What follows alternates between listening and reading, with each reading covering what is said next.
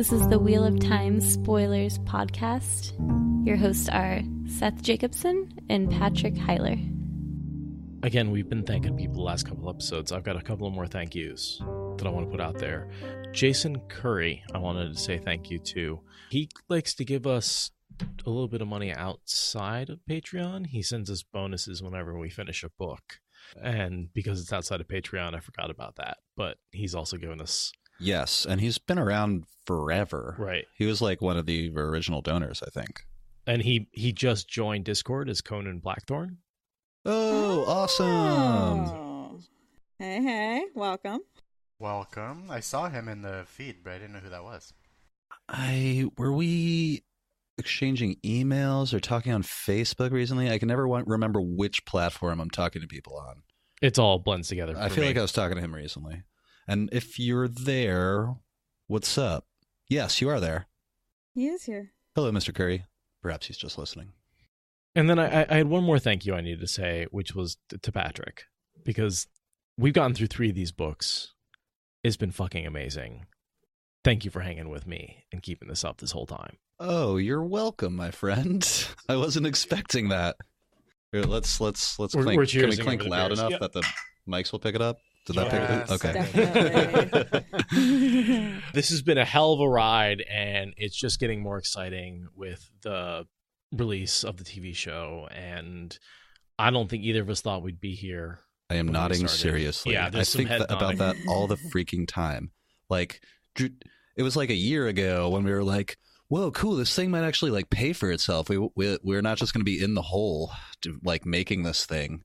And now we're in a position where we're like, you know, going to start a conversation with Libsyn tomorrow about what our options are as far as advertising. Right. We never would have thought. No.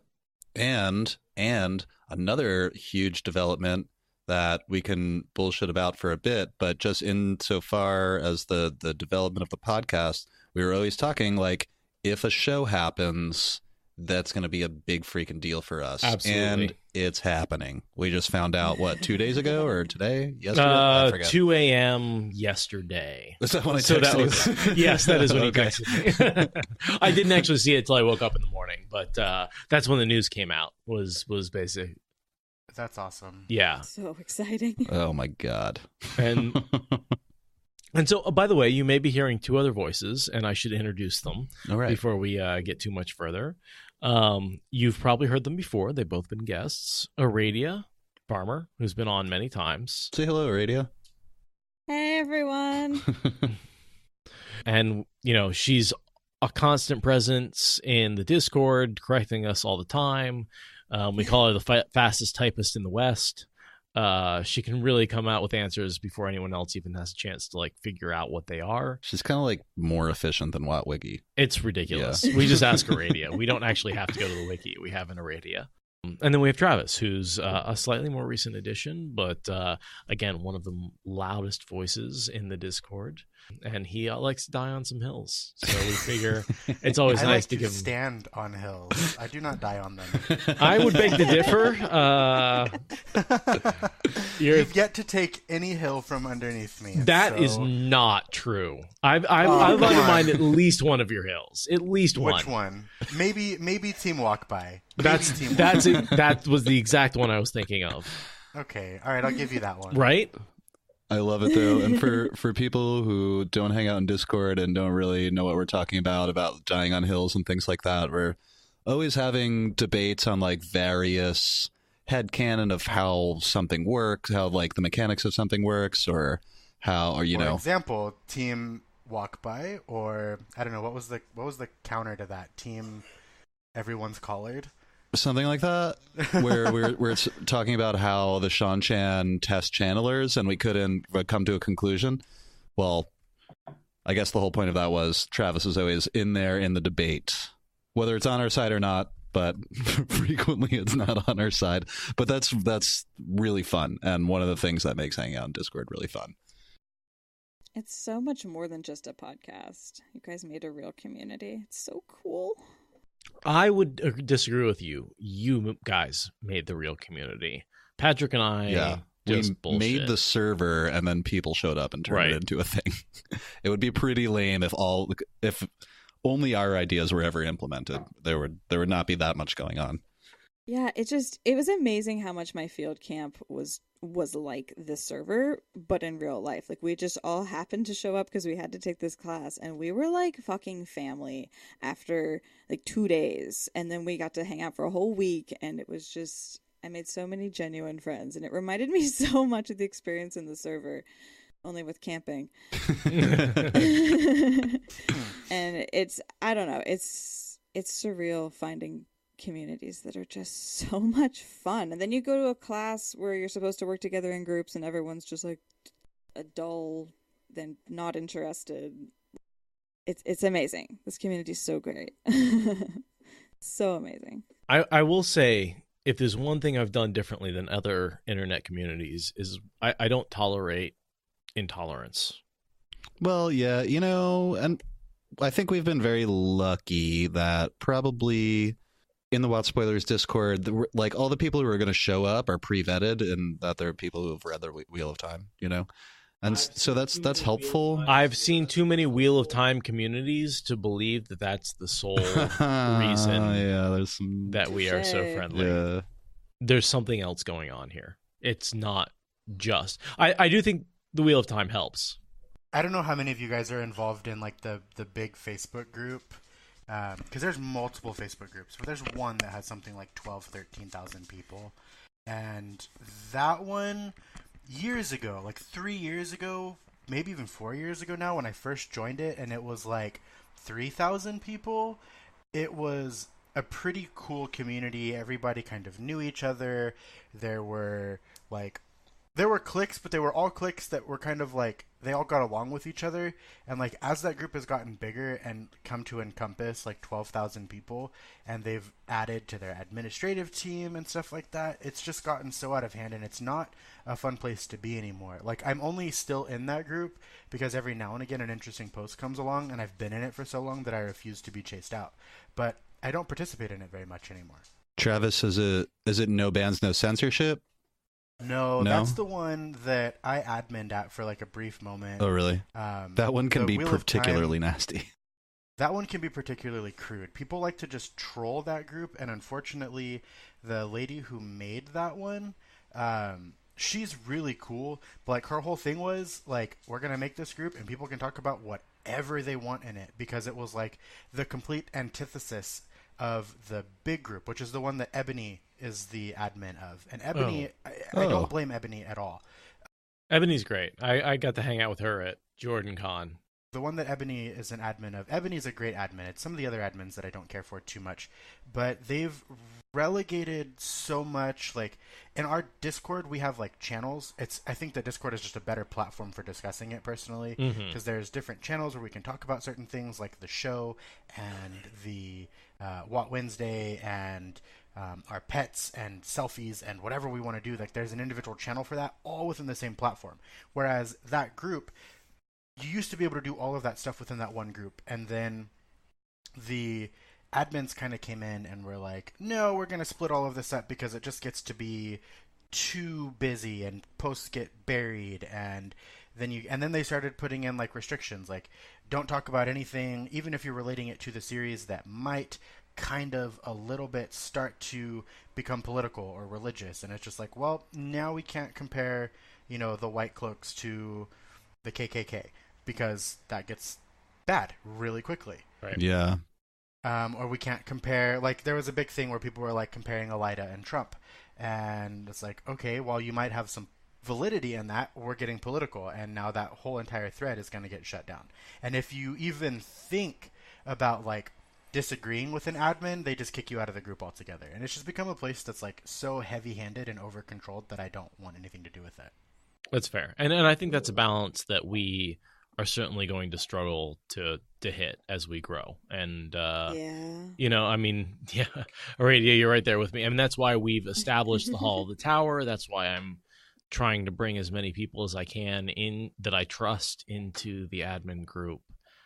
And yeah, I mean, there's going to be a huge effort in the future to maintain the civility of the Discord group, because I think right now it's doing a fantastic job.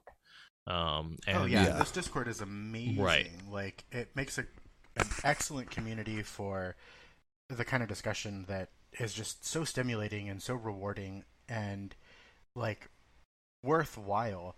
And for the most part, I think that the team that we have at the moment is able to keep things on track, and not even with, like, just getting out there and being super heavy-handed and being like, no, don't do that. It's just more of a, like... It's leading by example. All right, yeah, that's cool, but let's talk about this instead now. Just kind of bringing up another topic and steering it a lot more subtly. Yes, I agree with that. There has been very little, what should I say, angst and or banning. Drama. That really hasn't happened very much at all. No, Agenor has only brought out the ban hammer like 3 times. Which is pretty impressive for any internet community, to be honest. I think what's really great is that all of the people that are here, the huge core that we have, like, it's a very large core, and it's a very tight core, and we all have the same love for this series and the same love for this community, and it keeps us all together. And when somebody does come in that starts to create waves, I think as a community, we either redirect that individual and kind of, like, integrate them and, like, teach them subtly how to integrate. That's what I'm most impressed with, is that I've seen that happen over and over again. We just kind of push them out. Yeah. Well, and even the pushing out is not overt. It's just they get no responses to the stuff that no one really wants to talk about. Right, yeah, people just don't feed into it, so they kind of either get the clue that, okay, we don't talk about that here, or we don't go that direction here, and they either stop going in that direction and go in other directions with us, or they just kind of fall off the face of the earth. And that's why I am so excited to meet everybody in person that I can meet. Like the 25 people or so that are going to show up on this weekend. Guys, God, there's going to be some hugging going on. I'm just going to forewarn you. It's going to be so great. So, show of hands, who wore pink today? I didn't know I was supposed to wear pink. It's a reference. Today's Mean Girls Day. It's October 3rd, and it's Wednesday. I didn't know that today was Mean Girls something. Day. I didn't, but I've never watched Mean Girls, so I'm like... I do actually have a pink shirt that I wear sometimes. Pink button down. And Jesus is going to be watching over us all weekend. I want to talk about a certain series that may or may not be at the source of the podcast. I want to talk about The Wheel of Time. Oh, hey, imagine that. Novel idea. We have just finished the first trilogy. And me and Patrick have said an awful lot of things about this book. There's 154 or 5 episodes out there for you to listen to. It's a lot of hours. We're stoked about it. I want to hear someone else's opinion. Like my opinion? Well, you're the one talking, so yeah. I mean, I think you guys know how I feel about this community that we've built and this podcast that you guys have created, and I just wish that it would have happened sooner. I've craved this kind of community and discussion and in-depth, like, deconstruction of the series for so long, and I've tried so hard to get all of my friends into the series so I could have these kinds of conversations with them, and then Seth and Patrick come along and it's like, wish granted, and now my life is that much more complete. So seriously, I'm not crying. You're I mean, if I am, they're happy tears, but I think we felt the same way, is that we wanted this, and that's why we created it. I don't think there was never, certainly no profit motive behind it. The idea that we'd be making money is ridiculous. We thought we were going to have to pay to do it. Yeah, we really, we were like trying to figure out how to split the costs. I think one of the things that made this so appealing to me was when I started listening, which was just after JordanCon, the last JordanCon, because that's when Ebony posted it, and I saw it and was like, I'll give that a shot. When I first started listening and I heard your guys' like introduction of each other and yourselves and your reasoning for wanting to do this, like just how organic and natural that sounded and how genuine that sounded, like we're just two guys that have been friends for a really long time and accidentally found out that we both have this passion for this series and like wanted to be able to dive deeper into it with each other, but also potentially with other people and make that available to other people. Like, something about that just spoke to me so heavily, and I was like, man, I want to be a part of this community so hard. That's cool, Travis. I actually didn't know that you were like one of the, because we got a big rise in followers when Jason Denzel tweeted about us first. That was pretty early on. And that was then, episode 1. And then, yeah. Oh, yeah. And then around the con, because like Dragon Mount featured us like a couple of times, mentioned us in different places, and that was another big jump. Well, So we made friends with Ebony and Mashi, and the two of them are both writers on Dragon Mount. And we interviewed Jason Denzel around that time. So if you want to go back and listen to that episode. And I honestly think like episode 100 kind of fucking rocked live from the con. Yeah, that was really so fun. awesome. With your interview. I think it was great that it happened that way, that like episode 100 was you guys at the con. Yeah, it just worked out perfectly. Totally coincidental. I wish I couldn't plan that if I wanted to. We had to like slow down release schedules slightly before we got there, or we would have run over it. Didn't we like not release one episode? We typically like would one have, or two. Yeah, I think I did like I stretched it a little bit, but I didn't like. We really wanted to make that happen. Yeah, we really wanted to make that happen. So there was, but that was fine. It was. Stone Dog says the podcast relit my love for this series, and I mean, I feel that in a way. Like, not that I was ever losing love for this series, but it just, like, I wouldn't say it relit my love, but it deepened it. Yeah. So much nodding. I'm there with you. Like, I was kind of at the point with Wheel of Time where I was like, I know this series. I know everything that happens in this series. Like, I get all the important parts. There's a few little bits that Sanderson added at the end that I may need to, like, look into deeply. My God, was I wrong. Like, I've learned so much by doing this podcast. So much. I'm so nodding. Yeah. I'm nodding so hard right now. Yeah. Yeah. I mean, I got to the point, I think that me and Aradia might share this. Like, we know all of the factoids, like, you know, the semantics of the way things work, like the foundations of things.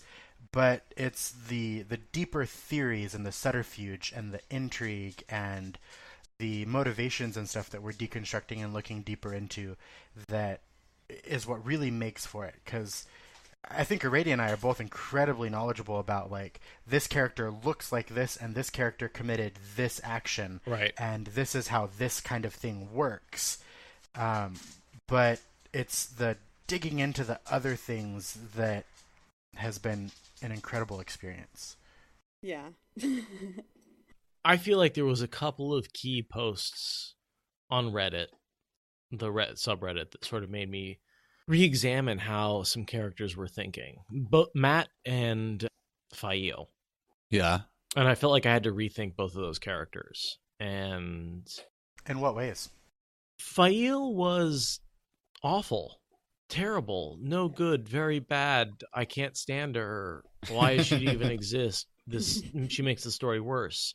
And then I read that summary on Reddit about looking at things from her perspective and the fact that Perrin reacts to how she feels, not how she portrays how she feels, and how that's such a hard thing because, like, you present a certain face to the world and you expect people to react to that, even though you may be terrified on the inside. And he's reacting to the emotions that are on her inside that she's trying to hide from the world. And that drives her fucking nuts. You know, like, he's reacting wrong. She's telling him, you know, and like, if you look at it from that perspective, she is a very sympathetic character who is dealing with a, like, emotionally crazy boyfriend who's somehow figuring out what she's feeling, even though she doesn't want it to be. And, you know, who's like, she wants him to be strong. That's part of her culture, and he's acting weak around her and strong around this Barrelane bitch. Like, you know, like, there's a certain level of sympathy I have for her. Now, she's flawed on many levels, as are all the characters. Every character. Yeah, which is what makes them human to me. But Right. But that transition made me really re-examine Fael. And then at the same time, just really someone said basically like, Mat says one thing, feels another thing, and does a third thing, and you have to examine those separately to figure him out.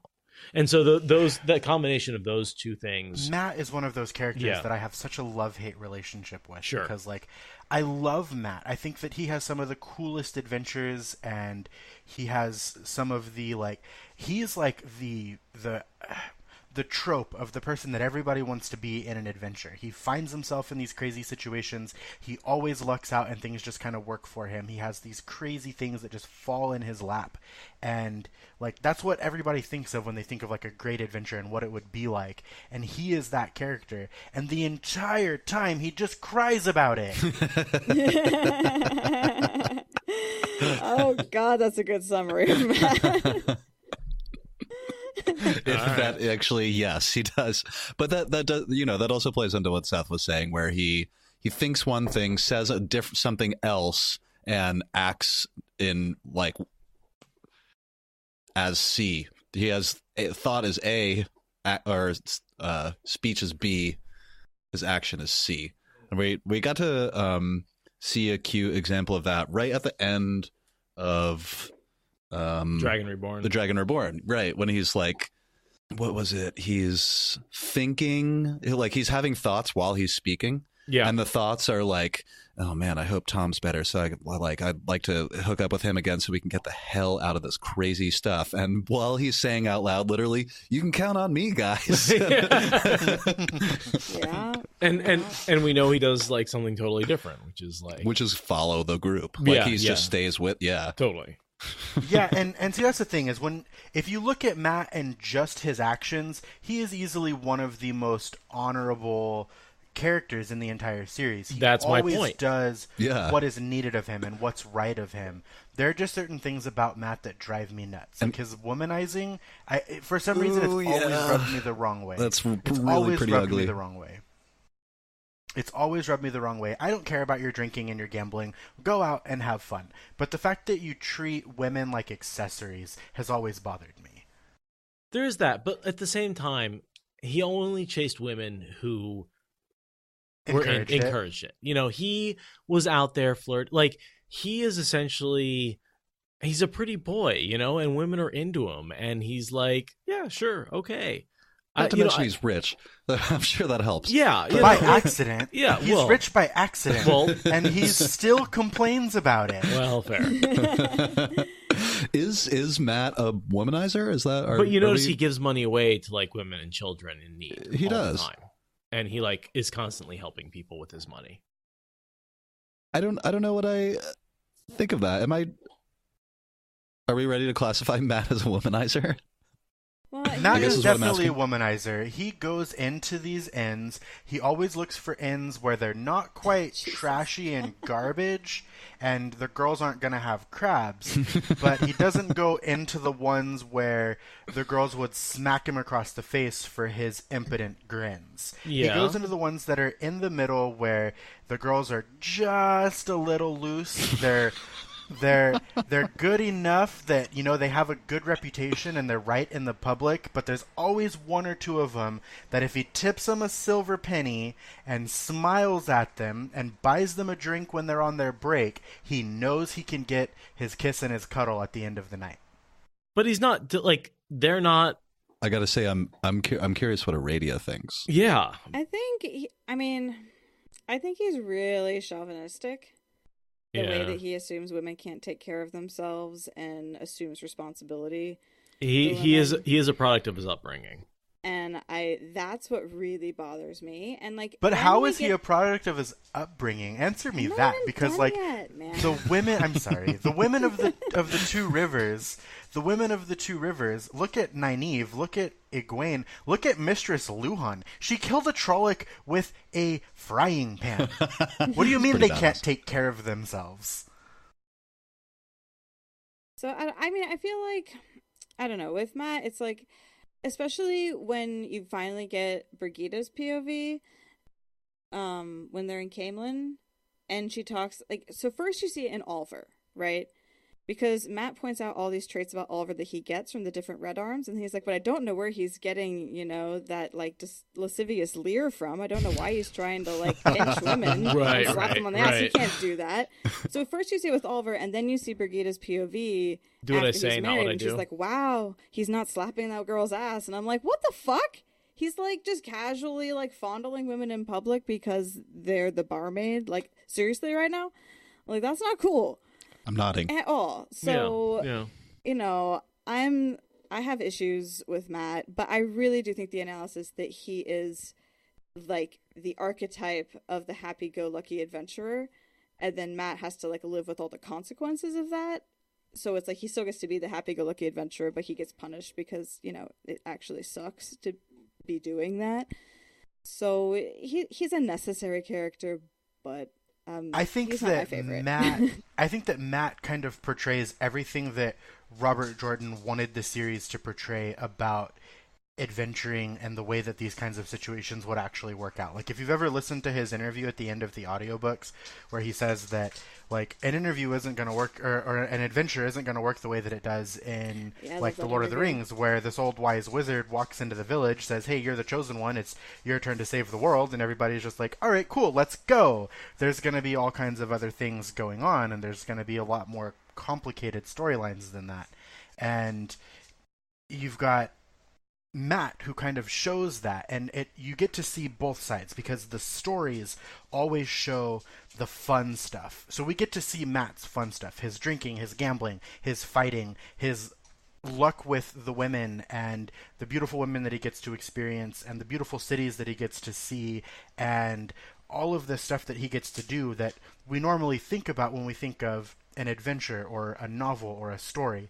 But we also get to see the parts that don't make it into the story, where he ends up in these battles all the time that he didn't ask for and that he tries to avoid, and almost loses his life several times, and does lose his life on at least one occasion. Yeah, and, I mean, him and a few other of the main characters. I mean, it's being dead and back alive again is not a unique property of Matt. No, it's not. I mean, there are several other. I mean, you could say that it happened with Avienda, and you could say, I mean, did Rand ever die? I mean, his body certainly did.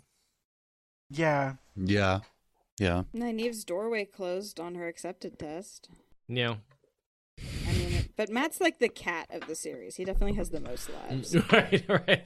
Yeah. Probably one of my favorite one-liners I ever thought of on the fly was when we were talking about Nynaeve's accepted test, and I was like, the way back comes but once, unless you're Nynaeve. Right. Unless you're Nynaeve. And then it comes when you goddamn want it. Exactly. Pretty much. However many times you want it to. She's fucking Nynaeve. Can we talk about Nynaeve for a little while?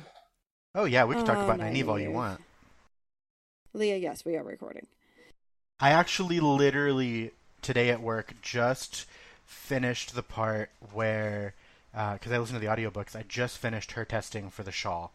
And her getting was so badass. Her getting voted into Aes Sedaiism, and it's always such a powerful scene because it's like, we all know that Aes Sedai are one of two things. They're either the model of what the Tower wants them to be, or they're the model of what the world needs them to be.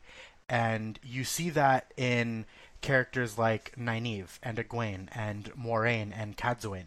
They are the people that the world needs them to be. And then you see like That's Lelaine an interesting way to phrase it. And Ramonda, or even Varen would be like what the world needs her to be.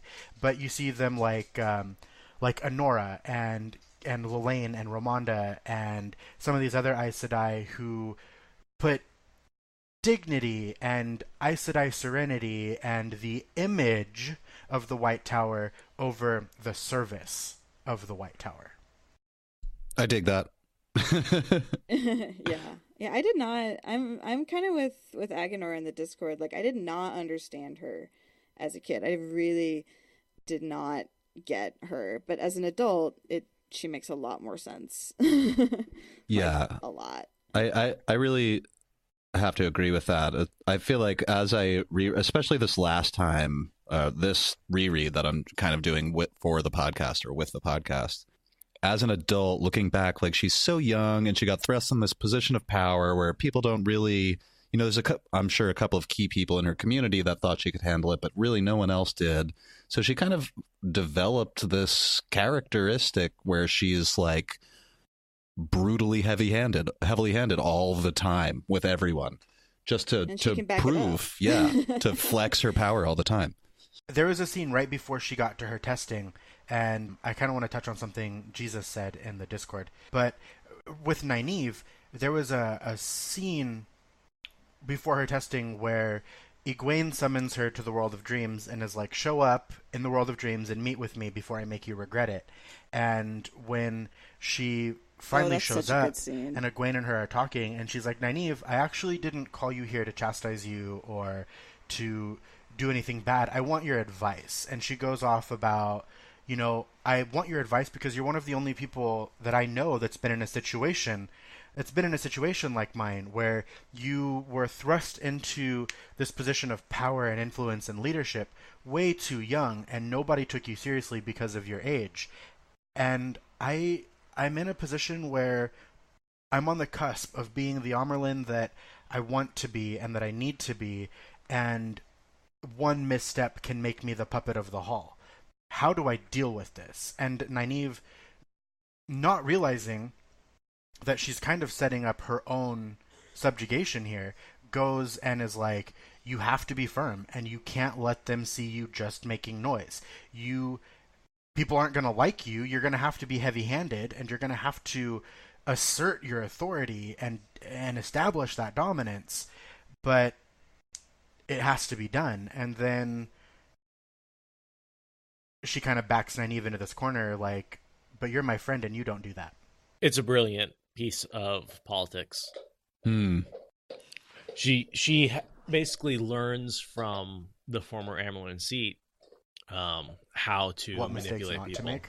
Well, I just think how to manipulate people, and she applies that to Nynaeve.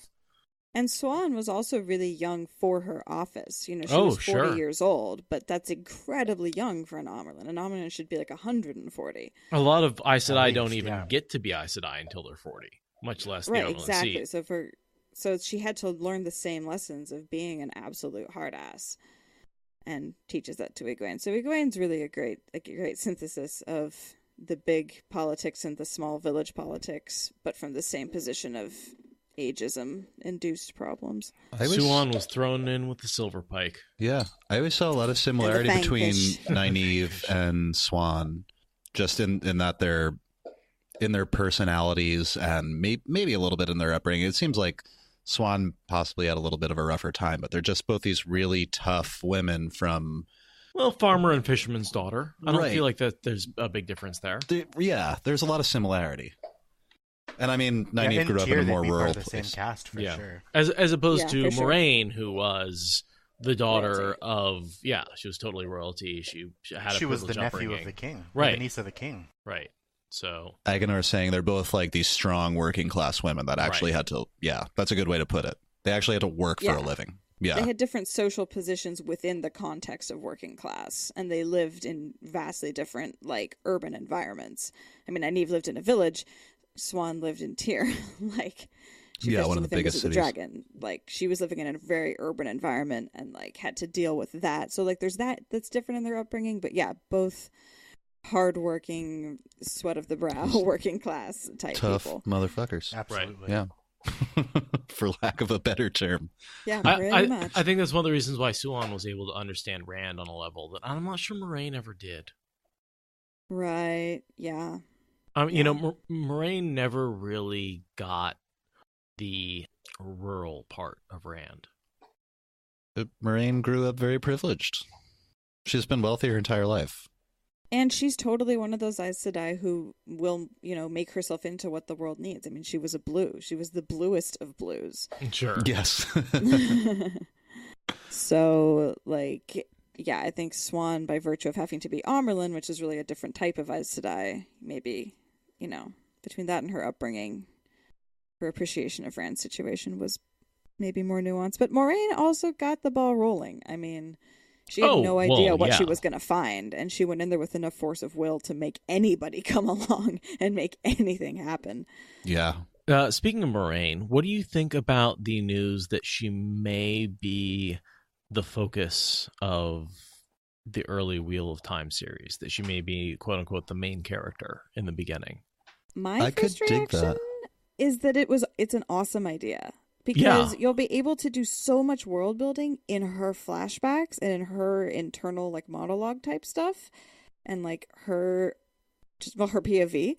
You'll be able to do so much quicker world building than walking the boys through it because they're really fucking dense in the books. And So, from her like, perspective, you can know what's going on in a way that you really can't know from the boys' perspective. Exactly. Absolutely. If you give like a 10-minute montage that hits on the high points of New Spring, basically, Mm-hmm. and then has the wind rushing her into the two rivers, then that would be a much better place to start. Or even just flashbacks of New counter Spring that. throughout. Yeah, go for it. Yeah. To counter that, it's just that like I've seen a lot of people on Facebook and Twitter get really upset about Moiraine being portrayed as like the main character, and I'm kind of just sitting back and looking at it like nobody said that Moraine's going to be the main character. It just said that it's going to follow Moiraine, and you can say from any angle that the first book of the series did follow Moiraine. She was there through almost every scene, and she wasn't the main character, but she was definitely the driving force behind everything, The decision maker. and right. Yeah. Yeah. No one else knows what they're doing.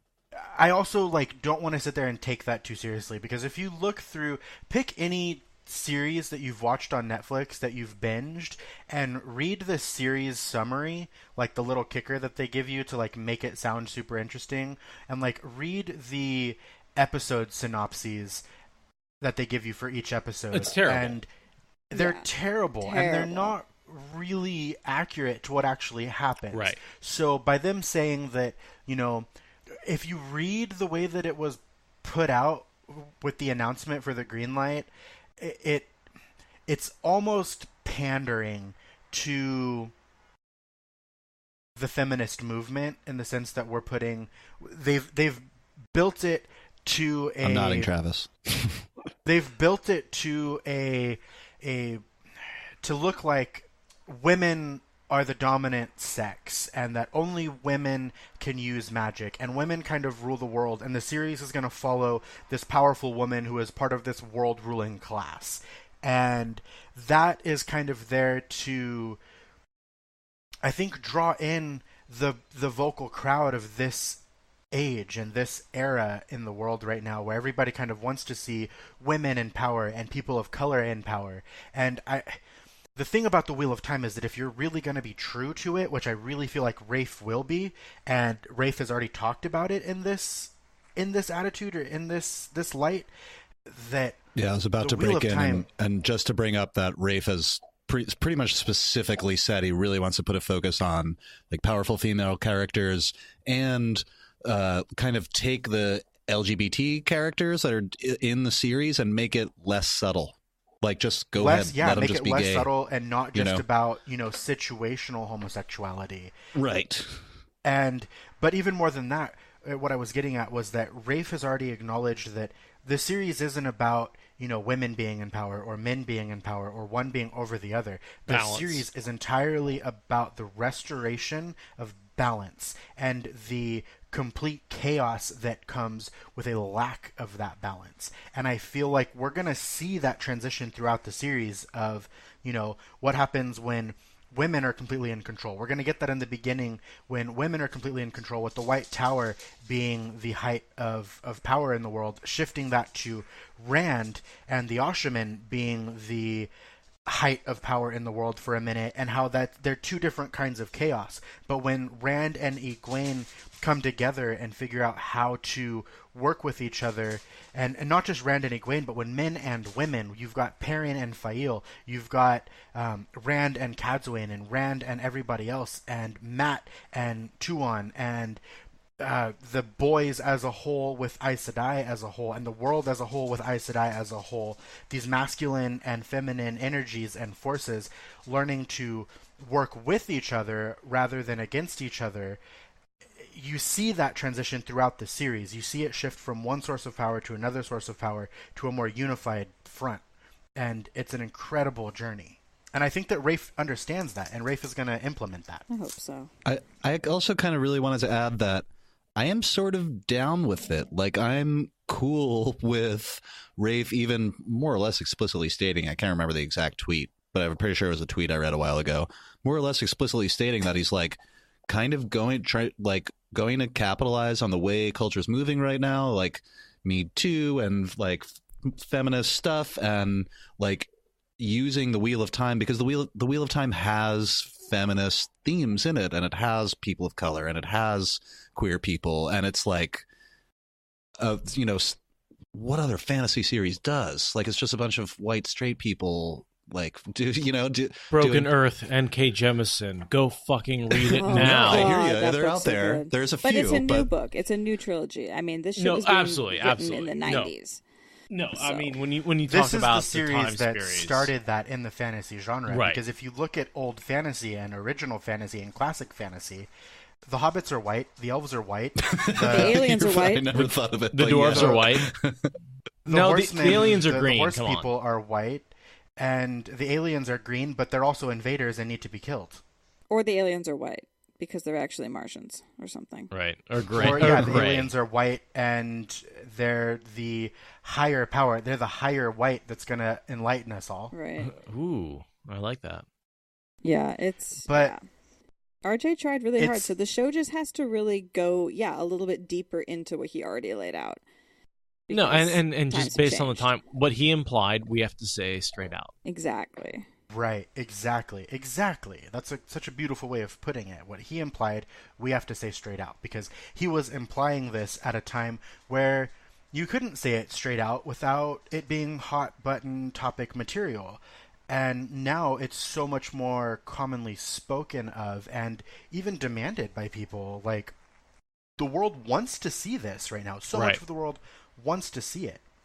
Yeah, I just want to get into what Fire Phoenix said in the Discord about how we continue to have a long discussion about how rape is portrayed in the series. That's just something that we do in the Discord for anyone who didn't know. Yes. But because it's a real world there's- issue that's actually in the books, and it's portrayed in the books like the worst thing that can happen, basically. Like, we don't see it on screen, but it's held up as like one of the worst things that can happen. And Worse than death.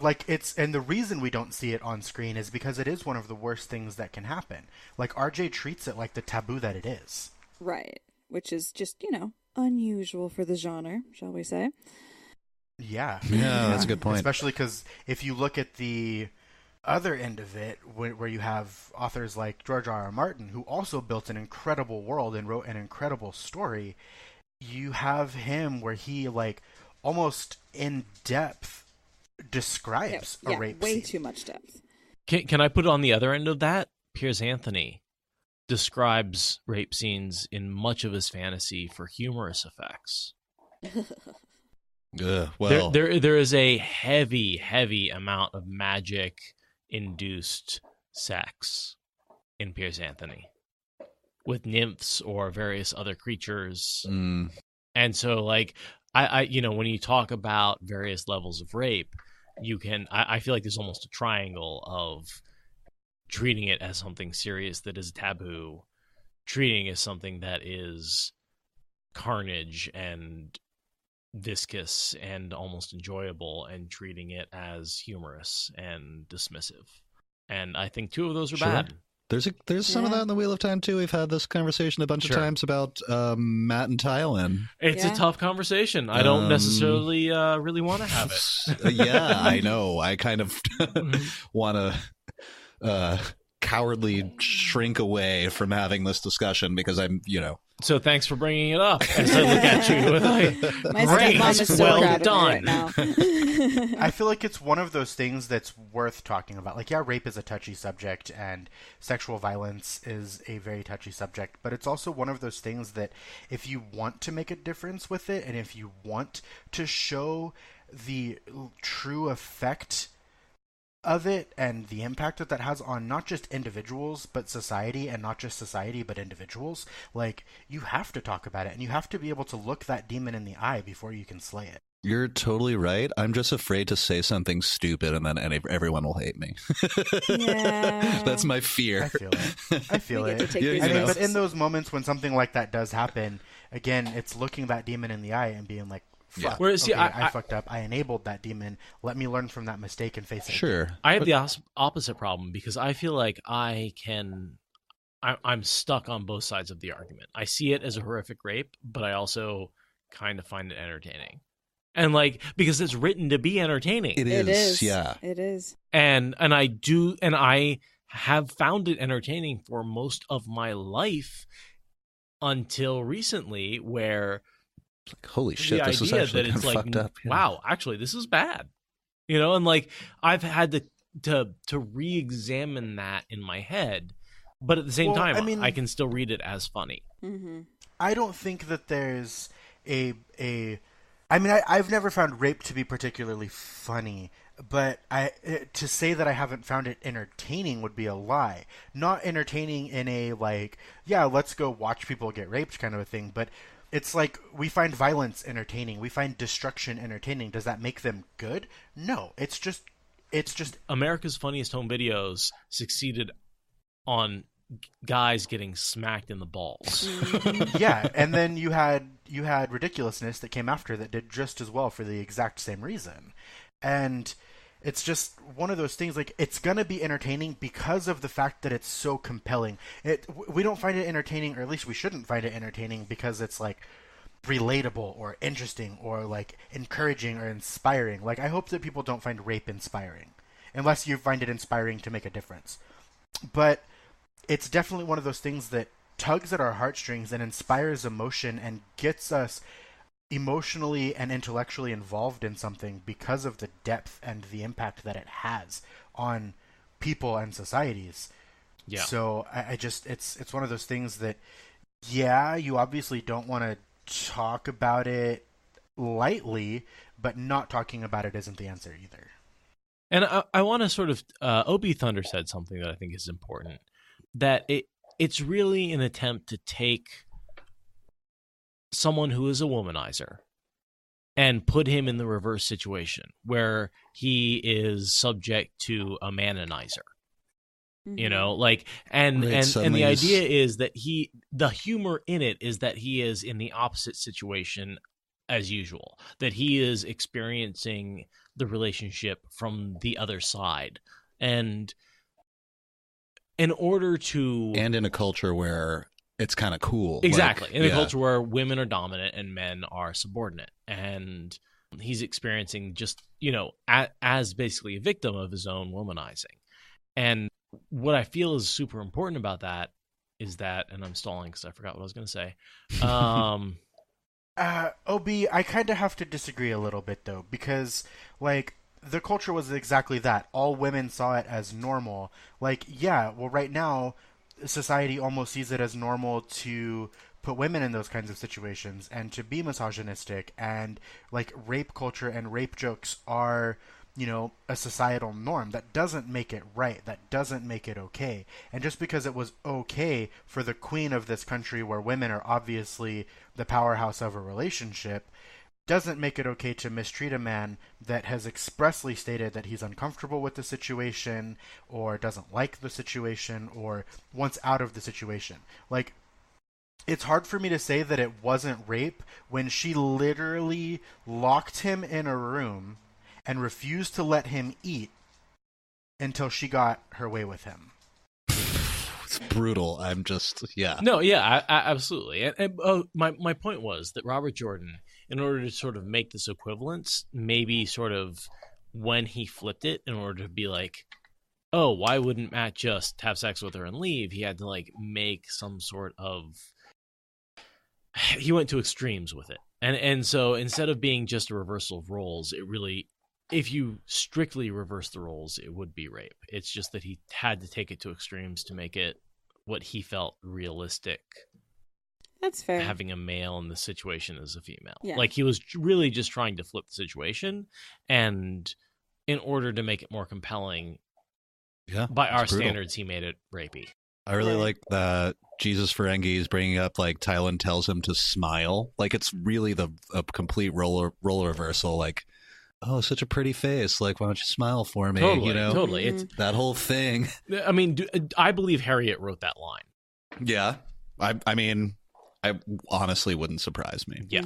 And it maybe is interesting, and like Travis was saying, important to have these kind of conversations, because to read that scene over again and, like, with, you know, viewed through the lens of culture now is, like, sure, it's creepy, but it also, like, it puts things into perspective, and in a way that, like, kind of what I was getting at before is, like, being a masculine presenting straight white guy, I often, like, cringe away from these conversations because I don't want to be that guy who, like, has all these opinions about feminism and rape culture and that, you know, but this also helps put it into perspective so that, like, I can see this through, like, the eyes of a character that I feel like is like myself. You know what I mean? Yeah, that's really valid. Or that looks like me, you know.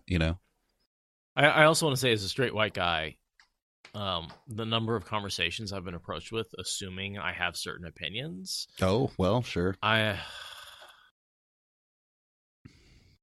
Anyway, I can't. The number of times, like, I don't. Sorry, I'm trying to avoid talking about politics right now. It can always get edited out. Yeah. But no, I understand. Well, this is all important stuff to talk about. I mean, it is an important subject, and it's one of those subjects that we can go on and on and on about for days. And sure. Ultimately, I think that for the most part, everybody in this Discord agrees that rape is bad, and that rape. Whoa! I wouldn't go. I mean, and if you don't, please kindly find your way out of this Discord. Right. Yeah. I'll show you the door with the banhammer. Just go ahead and raise your hand now, and Agenor will be more than happy to accommodate. Agenor smash. Yeah. So. Right. No, I have. I just want to say, I think it's really cool that we all know this scene is coming, and we are having this conversation so many times, and we're going to rehash all of this so many times before we even get to the scene. When we get there, and like... I mean, like, on the one hand, it's like, man, we're talking about this a whole bunch, but on the other hand, it's like we really get to process this as a community, like, repeatedly through this experience we all share of having read that scene however many times, and I just think it's really cool. It's a big part of his story. Yeah, I think it's a really cool thing we have, that we can do that. Yeah. He's there for a whole book. Like, there's a lot of material with Mat and Tywin. He's there for a little bit more than a whole book, isn't he? Yeah, oh, well, there's a whole gap where he's not in a book. Right. Which book is that? I mean, which book is the Tywin stuff? Does anyone the one before know? I know that I'm asking a difficult question. Yeah. Lord of Chaos. No, it's after Lord of Chaos. Crown of Swords? Is it Crown of Swords? I thought it was Crown of Swords. Yeah. I think it might be. Then I thought I was. Then I doubted myself. I think it might be like maybe a little bit towards the end of Crown of Swords through most of Crown of Swords. Lord of Chaos and Crown of Swords. I meant to say through the end of Lord of Chaos and through most of Crown of Swords. That's what was supposed to come out of my mouth. Oh, I see. Because they use the Bowl of the Winds at the end of book 7, right? Which is Crown of Swords. Yes. I just listened to it like I can never keep track. It's a blur. Right. I've read the series so many times and I know the sequence of events, but because I've read the series so many times, I stopped paying attention to what happens in what book. Book 8 is Winter's Heart, where he cleanses the source. Book 9 is where he cleanses the source. I'll never forget that tidbit. You're right. I always think Winter's Heart's book 8, but it's really book 9. They're separate books. Yeah, Fire Phoenix. I'm completely with you on that. That's how I just place events. Like, I remember what's happening around that time, like what everybody else is doing, and I don't really know. It's a relative the cleansing is the cleansing, book 9, 10. The cleansing is really the slog because you go back in time. Night, Jack. No, cleansing's just like the last. Is the cleansing it's the like entire just like the book? last No. like 2 or 3 chapters. Yeah. Oh yeah, the And then like the so first fast. 20 chapters of the next Also book. that. Right. It's such a like weird it's funny sequence. to think that like when book 10 comes in and you're like reliving the moments before the cleansing and the moments during the cleansing and the moments after the cleansing, like to think that like the first third of book 10 really takes place over like several hours. Yeah. No, it's incredible. Like, especially when in real time you were waiting years. Sorry, Timber started growling at me because he has a bone and I was poking at him. I don't know if you guys could My hear dog that. is. Oh, I got a dog since the last time I've been on the show. Oh wow! Congratulations. I mean, you've probably seen him in the Discord, but last time I had a cat and she wouldn't stop talking, and now I have a dog and he won't stop clawing his way across the kitchen tile. So you guys have probably heard him scampering back and forth. Oh yeah, I think I did a couple of times. Yeah, Stone Dog says that book when it came out was so frustrating, and I totally agree because like the cleansing happened, and he wanted to know what happened after the cleansing, and that entire book was about what happened before the cleansing And during the cleansing. and during the cleansing, and you were just like, oh my god, I just want to find out what happens next. Yeah, it wasn't really even until like book Cool.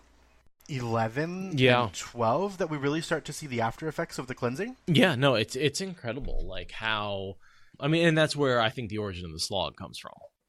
And like in real time, reading through these books, it doesn't bother me at all. But when you had to wait years between the books, yeah, it was a big fucking problem to go back in time and not know what happens. Like, are you kidding me, Robert Jordan? I'm coming after you. Like, Are we going to pause anytime soon to take potty breaks and stuff? we've been slipping away to do so. I actually just got back. Oh. But yeah, magnifique. we can totally take a break if you want, for drinks and potty breaks and all that kind of stuff. No, that's a good suggestion. Let's refill some beers and Oh, hey, everyone, Leah's saying that I should tell you that there's still spots to hang on Friday. So yeah, everyone who's listening to that, and Saturday. Everyone who's listening. If you can make your way the- to Portland, Oregon on October 12th, 13th, 14th, there is still space for you to hang out. do it. Come chill. We've got at least 24 people showing up. You will not be the only one, but it'll be a fun group. It's going to be a blast. Is this getting published? Or, like, are people We going to have hear about this a- in the podcast? Probably. Cool. Yeah, we've got a channel in the Discord. You can message Leah. Everyone should wear the color of their Aja. Also, seriously, guys, if you listen to the podcast and you're not in the Discord, please join the Discord. Look us up. Find us. Like, Yeah. for real, because We're cool. we're cool people and we love new people. And even if you're not going to be a patron, which is fine, you're by no means obligated to become a patron, but join us in the Discord. You can still participate in the conversations and the discussions and the fun. Are we? And then oh if- yes, we're. Yeah, we recording. never stopped recording. I forgot. Like, by all means, join us in the Discord. Like, you guys are all welcome.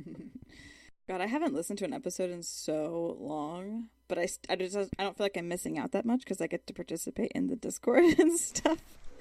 Yeah, people who are there for the live recordings don't really. I wonder about that sometimes. How many people are listening to the live recording and listening to the episode when it's released, or the opposite? Like, how many people just listen live? Because I could see it. Like, I don't blame you. Recently, I've only listened live, but because I've missed a lot of the more recent live recordings, I still download because I still want you guys to get your downloads. I subscribe, so it just automatically downloads. Right, yeah. Please subscribe. But I haven't actually gone back. I honestly haven't listened to an episode since the last time. This is going to sound so vain. I'm so sorry. I haven't listened to an episode since the last time I was on the show. I bet you're going to listen to this one. I haven't listened. I haven't gotten to participate in the live recordings a lot lately because I've had stuff going on and I haven't really had a place in my life to listen to podcasts. So I'm like just building up a massive binge, which like I'm low-key excited about. Yeah, I'm honestly. not sad about the binge that I have ahead of me because that's episode like 126, 127, and we're at like 153 or something like that now. So I have lots of binging to do and I'm excited for it. Because I plan on going back and listening by all means. Right. And I hate missing the live recordings. So what I'm hearing is we're releasing the episodes too quickly. I should just slow way down and release fewer episodes and make this last longer. I mean, we can always, no, don't do that. Just don't. Just please don't. We can always not do that. One episode a week Fire is Phoenix enough, is right? saying no. Seriously. With like progressively less O's. Yeah, and now you've made Fate sad. So don't do that. Don't make Fate sad. Poor But writer. yeah, I hate missing the live recordings. But you guys cannot do live recordings on Tuesday and Thursday nights Reluctant because I'll never hero be able pose. to come. So don't stop it. For now, it's going to be just like when we can. We are both looking forward to getting back to a regular schedule because Yes. I really liked being, what was it, Thursday, Sunday, Monday or something? Thursday, Saturday, Monday? Yeah. For the longest time, that was what we did. But Yeah, I can never make it to Thursdays, and it gives me so many sads. Hey, you used to be able to make it.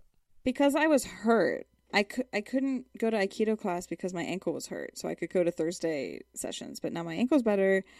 I can't be part of the Thursday podcast. You know the solution. Because I have to become an Aes Sedai warder. I'm going to have to break your ankle. No, you need to adhere to my schedule. So everybody at SpoilerCon, injure Aradia. Oh man, you guys are great. No, you guys just need to fucking adhere to my schedule. Well, if you'd send us an email and let us know what it is, we'll work on it. You guys keep doing what you're doing because it works great for me, except for that one day that I saw you guys were recording, but I didn't see that you were recording at noon, so I didn't tune in at work, and I was really pissed off when I discovered what happened after work. sorry. Don't worry. Us getting up early and recording is not going to be a hobbit. No. Habit.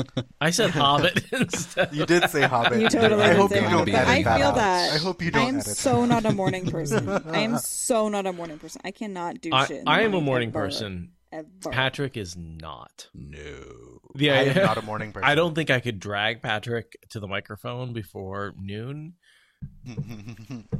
I mean, like, even that was... Didn't we start recording, like, at noon or something like that? Yeah. Yeah. I mean, I got up.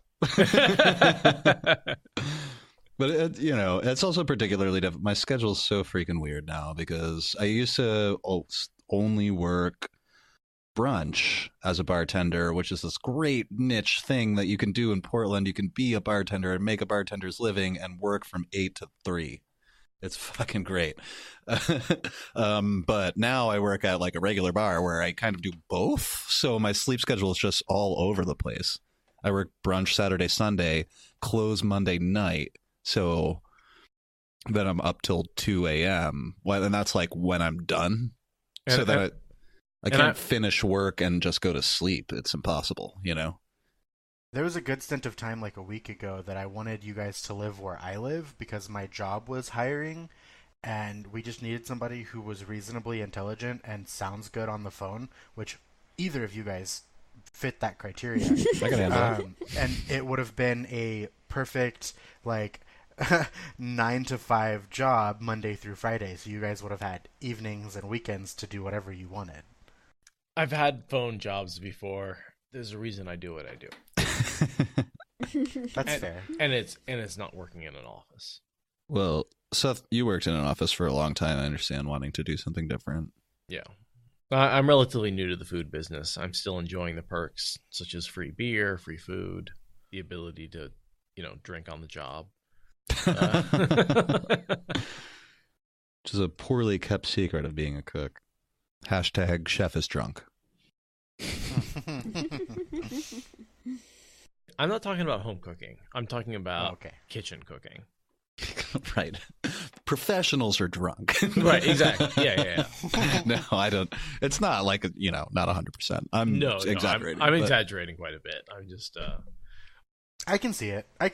It's like one of the few jobs where I can really see like work beers being the most acceptable thing ever. Never trust a skinny innkeeper. It's so exactly. true. How come we never see any drunk cooks in the Wheel of Time? Now that you mention it, like none of the cooks are drunk. Oh, that's what you think. Gossipy. Let's just have a really high tolerance. You think Master Because they're Elvire all makes drunk. all that, or Tam makes all that cider, and doesn't drink any of it? Mhm. Sitting alone out in a farm in the middle of nowhere, like, what do you do? Raising your son by Just yourself, you're work smoking and your drink. Two Rivers tobacco and drinking your apple cider. You got like 12 books. That's it. Shit. Does Master Elvire, does he actually make liquor? I thought Brandy. Yeah. I thought that Tam did that. I thought Tam was the liquor master. I thought he made the brandy and the cider. No, Tam just makes a cider. Yeah, Master Elvire makes brandy. Doesn't in the first chapter, isn't Tam bringing like, it's a lot of cider and a little bit of brandy or something like that? Yeah, but Master Elvire also makes brandy. Oh, Probably they okay. all make brandy and cider. Like, I mean, if you think about like, okay, so up in Oregon, I was just writing with this for an assignment today. We have shit tons of pioneer apple orchards and like homestead trees like all over the place. So if you imagine like the Two Rivers as being like Oregon territory, there's a lot of like everyone has orchards. Yeah. Everybody has orchards. I seriously last week ate breakfast on my 10-block walk to work. I ate figs and apples. Yeah. That's amazing. Nice. Yeah. They just hang out over the Street street. food is amazing. It's like, My boss brought fresh figs to work the other week, and they were so good. Aren't they Yeah. delicious? Yeah. We got fresh plums from my husband's work. He just like got a basket of plums handed to him by his boss. Like, here, I have plums. I went to go to get breakfast, and on the way I encountered a fig tree, and I started eating fresh figs. And by the time I was done, I was like, oh, I'm full. yeah, right. All right, I'm going to go home and make some coffee. And that was my breakfast. I've totally done that where I was like, oh, I'm just going to go to the breakfast place. And I literally ate breakfast on the way and decided not to go pay money for We were probably breakfast. eating from the same tree. Probably. Yeah, I Awesome. mean, well, it's hard. There's so many trees around here. Yeah. I actually had to pull over. I was driving, I don't know where I was. I was not close to here. And I saw a fig tree where the figs had turned a dark purple. And like they look like Christmas tree ornaments. That's when they're perfect. Yeah. And so I pulled over and I had to just pick a bunch of those. There's something about sun-warm produce that is unlike fuck anything yeah. else in the world. Absolutely. Directly off the tree. Way. We may be hunter-gatherers. Mm. That may... Urban hunter-gatherers. Hipster hunter-gatherers. Hipster hunters. Hunter hipsters? Hipster-gatherers? Yeah, in Ebu Dar, they make lemonade. Remember Matt Yeah. bites a lemon and refuses to drink lemonade? He's like, why would anyone I drink love that so much. That's so She's funny. like, I will not drink anything made of that bullshit. That is nonsense. That totally flew by me. You know what line I think about all the Really? time? Strawberries don't taste like straw at all. It's like, I think that's a Nynaeve when she's in the south Yeah. somewhere. Yeah. Yeah, it's with Elaine. Elaine claims to have eaten them, and Nynaeve's like, these, I don't believe that you've ever eaten them, and they don't taste like straw, and I don't get it. They're good. It's fine. And It's great. the Aiel grow tomatoes and corn. That one I caught. Right? Which I'm just like, they do not have enough water for that. Like, I'm so perplexed by tomatoes and corn of all fucking produce. But they for them to recycle grow. all of their water, and they have a lot of water in their holds. It's when they go out raiding when water is a problem. And they don't waste any water. Like, when they shower with organic soap that ultimately just becomes fertilizer when they dump their bathing water into their crops. Yeah, I mean, that's true. They are definitely Fremen, but with less sci-fi and more just fi. Just pure fi. But yeah, it's true. Let's see, what else? He talks about, I mean, I know it's not a fruit, but octopus. He talks about octopus in the same sort of, like, wondering ways. He talks about lemons. Oh, I don't remember the octopus thing either. Yeah, it's right before Tylan attacks him. because he compares Tylan to an octopus. Oh, Jesus. Oh, wow. It's like part of him being like, holy shit, she has so many arms. What the hell? This is like those weird creatures they sell down on the docks. And that's like the only mention of it. Can I just say, like, now that we've gotten past the first trilogy, which I really feel like is the classic hero journey, there is so much information in the rest of these books. I know, just you saying lemons and octopus, I didn't know either of those things. I'm already learning. Like, when we get to these books, I'm going to learn so fucking much. A lot of the wait. time, it's like a vague description. Like, strawberries don't taste like straw at all. It's really obvious. But, you know, I think when Matt eats the lemon, he like describes this yellow fruit that looks, and you know, with and a he just tough exterior. Yeah. So you have to kind of read into it. Whereas otherwise, you know, it could have been an apricot or, you know, whatever. Right. Any number of things. Right. A pear. Right. Yeah. I'm really excited to break into TSR. It's going to be such a journey. Oh my god, so many intense things happen in the Shadow Reborn. It's obnoxious. Right. It's like, I mean, there's the whole Two Rivers, Tanker, Fail. It's happening. I mean, Oh, wow. the Aiel Vision stuff. Oh my god, the Aiel Vision man, stuff. yeah. Oh my god, that's gonna be like one episode per vision. TSR I swear might to also God. be the longest book. Okay, well, No. not I think I'm Lord not of really Chaos. right. 3 Lord of and Chaos. the My cleansing. paperback here is 980 pages. Lord of Chaos is over 1,000. Yeah. I mean, Amal is too, but it's one of the longer ones for sure. There's a Yeah. lot in here. Obi I Thunder's mean, the agreeing last with 3 me are that longer than any LOC of the others, is the aren't they? longest. But I feel like Shadow Rising is in many ways very similar to Eye of the World, and that it's an incredible standalone. Yes. I mean, you need the context of what comes before, but so much happens that it's like what am I thinking? I think I'm thinking of Crossroads of Twilight. Maybe it's really just a bridge between two other books. Whereas I feel like Shadow Rising is It's the beginning of a new self-contained genre. story. It's Yeah, it's the genesis. It's the egg of a new genre. Like, exactly. everything up to The Dragon Reborn was a rehash of The Lord of the Rings. It was a hero's journey. Right. We've all seen that a million Totally. times. And then he took this thing and said, yeah, I'm going to make a universe out of this. And I'm going to show you what happens after Happily Ever After. I'm going to show you what happens Right. after the hero wins. Yeah, after the ring falls into the volcano. Then Exactly. Exactly. And that to me is the brilliance of this whole universe. He just keeps going. He's like, yeah, that was my trilogy. You enjoyed it. This is what happens afterwards. And I mean, it's a little Yeah. disingenuous because you have the whole last battle. But no, it's definitely like the Shadow Rising is the book that lets you know that that's what's going to happen now. Right. It's the place where the storylines diverge. It's really the last time the three boys are together. Mm-hmm. Yeah, a lot of the storylines that stay separate for the rest of the series get established Right here. in Shadow Exactly. Rising. It's where I feel like the rest of the series is going. It is the genesis of everything else that happens afterwards. This is when all the different storylines take on their own lives and sometimes make the timeline so fucked up that you need an entire book, an entire leap book. It's so funny to that you speak. call TSR the Genesis, because the Fires of Heaven is in a lot of ways an exodus, with the Aiel coming en masse over the Dragon Wall, and Oh, that's cool. That's an interesting The way to desert look at people it. leaving the desert and wandering. Mass exodus. I'd never thought of that. Not to mention the 12 tribes 13 of the tribes. Aiel. The 13 tribes of the Aiel.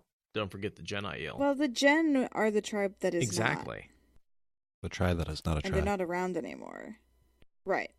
And I mean, technically, a lot of them stay behind, too. A lot of Aiel stay behind in Meridian. Sure. a lot of Aiel stay behind in Meridian, but I feel like most of the spears go over the Dragon Wall. Very few spears Right. stay behind. It's Right. a lot of roof mistresses and craftspeople that stay behind for the most part. And I feel like the whole culture of Ruidion has to change because water is abundant in that city. Yeah. Well, the And Aiel people culture live will there never be again. the same. And it's prophesized that the Aiel culture will never be the same. The Chief of Chiefs will come and he will break them, and he will reforge them. and destroy them and leave nothing but a remnant of a remnant and take them back. Right. So yeah, whoever's left in the waste, maybe they end up not carrying the legacy of the Aiel. Maybe they're the only legacy of the Aiel. Like, who knows? What the fuck happens with the Ridion? See, there's another fucking standalone series that you could spin off from the end. Just the development of the city. What the fuck happens in Ridion? Yeah. Yeah. What happens there? If I could bring, you come across those posts on Facebook and stuff all the time where it's like, if you could bring any person from any time back from the grave, who would it be? It's always an easy Robert Jordan for me because, like, I mean, yeah, it would be great to talk to, like, bring him back and make sure he's bored.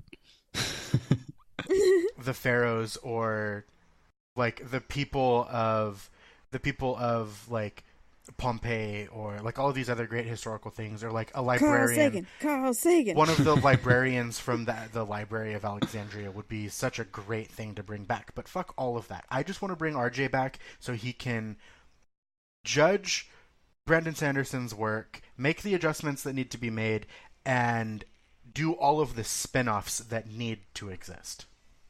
Either that or just tell you to Rafo. So annoying. I just realized, Robert Jordan wasn't that old when he died. He was 59. No, he's kind of like Carl Sagan in that regard, actually. Taken by some stupid fucking illness way too early. Yep. Yeah, it's about that is really young. Vaccinate your children, please. I don't think that would have helped. I know. I'm just saying. I mean, I'm totally down, but... He had some super rare disease. Amyloidosis? Amyloidosis or something like that? Blood disease? Yeah, he said skeptically. Oh, I'm not sure exactly. The survival ratings of that disease were so low. I wonder if that's literally the same thing that got Carl Sagan. Carl Sagan died from some weird blood disease too, and he was in his 40s. I'm going to be really annoyed if they both died of the same thing. I'm going to have a bone to pick with that thing. So amyloidosis is a group of diseases in which abnormal protein known as amyloid fibrils builds up in tissue. I don't really understand what this means. Fibroids? I actually was looking it up. I couldn't really figure out what the problem was. I think it may cause a thickening of heart muscles, which eventually causes a heart attack. So I'd love to hear feedback from anyone who actually understands this disease and what happened physically. This sounds very complicated. Is there a doctor in the house? Yeah, someone drop some bioscience on us. Apparently there's many different forms that it takes, and some are genetic, some aren't. What they released in the press doesn't fully describe what actually happened, and so we're left to speculate a little bit. Well, yeah, and that's like personal family stuff. Totally. I understand not wanting to be like, here's precisely what's happening to this guy's body. Yeah, for sure. And yet we're a fan For base sure. based around speculating on exactly what happened in a particular series, and it's hard not to at least think about that a little bit and be It's sad. It's sad. Yeah. But whatever it was, I mean, obviously it took him from us Yeah. far too soon. Way. I'm with Travis on this. Just bring RJ back and write the fourth age. You know what? I would love to see him write the fourth age, but even more, I would just love to see him expound upon the third age and what goes on, like, with Ruidian. I mean, I guess that would technically be fourth age. Yeah, it's fourth age after the LB is over. Ruidian, the Ways, the Ogier, the Aiel. I want to know everything about what happens to the Aiel.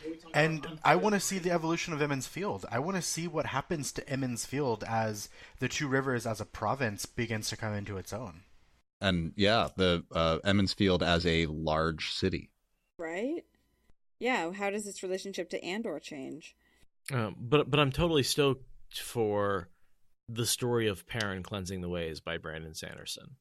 Oh my god. It's happening, guys. So jazzed for That's that. why it disappeared off of the internet, because it's getting published in that thing that's coming out, right? I'm so excited. I didn't know it was ever available on the internet.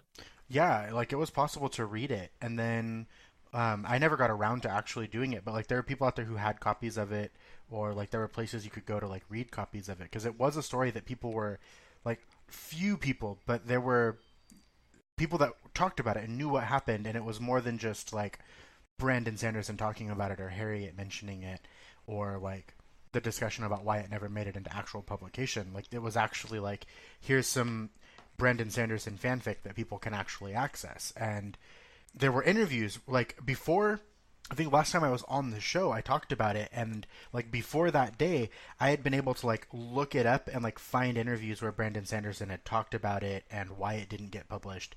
And then that day, when I brought it up to you guys, I tried finding anything on it, and it was just all gone. And I felt like total Mandela effect. And then a couple months later, find out that that story is going to be getting published, and I can't remember the name of this.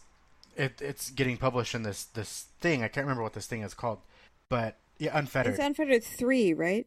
It's like, because there was River of Souls and Unfettered 1, and then Unfettered 2, I guess, didn't have it, and this is Unfettered 3, if I believe. That's correct. It's a collection of short stories, and for anyone who's curious, I feel like you guys probably all know that they're all worth reading, like all the stories in Unfettered. It's a really fun... I always have had fun reading the short story compilations. I haven't read the rest of Unfettered. I enjoy it. I will confess that. I will as well. Oh, wow. I downloaded the whole ebook, but I haven't read the whole thing. It was one of those things where, like, for instance, I just picked up The Shadow Rising and looked at page 1, and I read a page and a half before I actually put it back down while I was listening. It just, you just keep going and, like, oh, shit, I'm not supposed to be doing this right now. So does that mean you're not going to take a ridiculously long break before you jump into it? Because that's what that sounded like to me. Well, it's certainly not going to be ridiculously long. Somebody was asking, a couple of people have asked me about that on social medias recently. And I said max 2 weeks probably. And we're going to be doing stuff during that time. Right. Like, we're planning on doing patron episodes tomorrow. It's more just this week we're going to record this episode and a couple of patron episodes. Below River of Souls. I'm hoping to throw together one more Forsaken and get it done and out before we jump into the Shadow Rising. The momentum, as Travis said, has been really freaking amazing lately. The momentum has been going off the charts, yeah. And I hope that we can keep that rolling with, our hashtags and tagging on Twitter during the Wednesdays and every other time that we post anything Wheel of Time related on any social media. That I'm convinced has made a really big difference. Huge. And I've considered trying to maybe organize stuff sometimes, but if you guys just ever want to go and proselytize, please do. And most of you already are. It totally worked. Yeah. I'm not even on Twitter, but I mean, just from just watching what's happened in the Discord and watching what happened with the downloads, clearly the Twitter situation is working for you guys. Holy crap. I'm not even part of that. I can't even take responsibility for that. That is not me. So within 2 days, we'll have beat last November. Holy shit, you guys. You're fucking doing such an important thing. Look at how well it's going. And I can show you, I've shown you guys some of the graphs, and but the numbers are I mean, growth is consistent. It's huge. Hold on, I gotta let Timber in. He's going nuts. He's just running back and forth on the stairs. It's so cool to see how this is growing, especially because all I do is hang out in the Discord. I don't really do much social media anything. I tell everyone that I come across about it. There's someone in my class who so we had to do an introductory forum post, be like, hey, this is what I'm into outside of school, blah blah blah, because it's an online class. And of course I'm one of my hobbies is rereading the Wheel of Time because it's one of my hobbies. Fair. And somebody is like, hey, I'm also a fan of Wheel of Time. I'm like, have you heard of the Wheel of Time Spoilers podcast? Give me an inch and I am going to run for miles. All over that. Oh my god, I said, there's a person at my family's land who recognized your guys' sticker as being Wheel of Time characters, and I'm so... Can I send you the link? Ha ha ha. What's up? Hey, can I send you the link? Have you listened to the podcast yet? Hey, what's up? What's up? I'm obnoxious. I'm literally obnoxious. But I don't do any social media stuff. It's only IRL stuff that I do. Well, that's fine. You do a lot with the Discord. Don't. You're amazing. Thank you for everything that you do. Don't underrate yourself, because you do contribute so much to the Discord. It's so weird. I've never been this involved in anything, like, ever. Like, I'm such a fucking recluse. I don't deal with people. Like, this is so outside of my comfort zone in so many ways. And yet, it is my ultimate comfort zone because it's the Wheel of Time. Perfect. And I had a woman, like, stab my leg for 7 hours straight to, like, mark how much dedication I have to the Wheel of Time. So, you know... I'm just so glad you guys made this platform possible because I was not going to invent a podcast like this. Like, I might help make the Discord go, but you guys planted the seed. Oh, totally. Seriously. Totally. You guys started this, and it's... Well, this thing is going to continue to grow, and you guys are going to end up being a big part of it. It's like, it's kind of too late. You already are, so I hope you're in for the ride. Oh, yeah, totally. I don't plan on abandoning you guys whatsoever, so... I'm happy about this. And honestly, I think one of my biggest fears isn't so much that, like, I'm going to end up being a part of it, but rather that, like, something is going to happen and you guys are going to not be able to continue. No, that's we'll not. take it over that's at not that point. Yeah, really in the cart. I mean, I don't see it being in the cards, and I have so much faith in you guys and don't think that that's part of your guys' like plan or character or like even if something tragic were to happen, I feel like you guys would find a way to continue making this happen. But I mean, that's not the way fear works. I mean, if I'm still conscious, I'll be making this. If I'm dead, one of you two will hang out with Patrick, and John will edit the episodes. Like, no, this is going forever. And if Patrick's dead, I'll talk to we're somebody both gonna else. hang Like, out with Patrick, and if both of us die, you and Aradia will take over, as well as like Kelsey. Better. One of the Kelseys. Should we make like a master Google Doc that's password protected with all the passwords for everything, just in case something happens? It's like probably should. It's like the will of the podcast. The will of the podcast. Yeah, just in case anything happens, here's how you change everything. All the information. I mean, technically, we are a company, right? Like Fox and Raven yes. Media LLC is an entity that exists independent of me or Patrick. Seth and I are CEOs. And yeah, and Is that hilarious? That's awesome. And I think me Patrick, happies. will you testify that if you and I are both dead, Aradia gets possession of Fox and Raven Media? Thumb down. Yeah. Okay. We'll just. Oh my god, it's a thing. It's on the internet. I'm just gonna pretend that I'm not being left out. I have seniority twin. So- I was born first. You were That born is true. first, That and is you true. joined the podcast first. But I mean, That's what I mean. But I'm here too. Yes, Yeah. you are. Well, I'll put you in my. Okay, so the down. record stand. It's in my will that Travis comes after me. Okay, there we go. Can Well, Can there's I gonna have to be your, at least like, two people. Assistant CEO. Yes. I should have do this myself, twin. No, I could not do this myself. You're definitely my keeper. Excuse me. In the Discord, I am the Amerlin. Right. I know. Right. Name speaker. Oh, Oh my god, you guys, you realize that like we're just bullshitting without any attention whatsoever to what happened in this book. Yeah, I know. Well, that's fine. But this, That's the thing. you know what? This is called Tangents Reborn. yeah. Like, Wait, And so you have long tangents with Travis going on right now. So I mean, it was bound to happen. Matt Totally. gets carried Yeah. across the continent and doesn't remember anything. Girls go to school. Rand runs across the continent, gets to Tyr. Girls leave school, also go to Tyr. What else happens? Fireworks, blow up a Yep, wall. bunch Yeah. of Fireworks fireworks. blow up a wall. Girls get rescued. Aiel, Aiel show up. Fael, Big civil war in Cairhien. Perrin and Fael fall in love. the Aiel preliminary forces show up.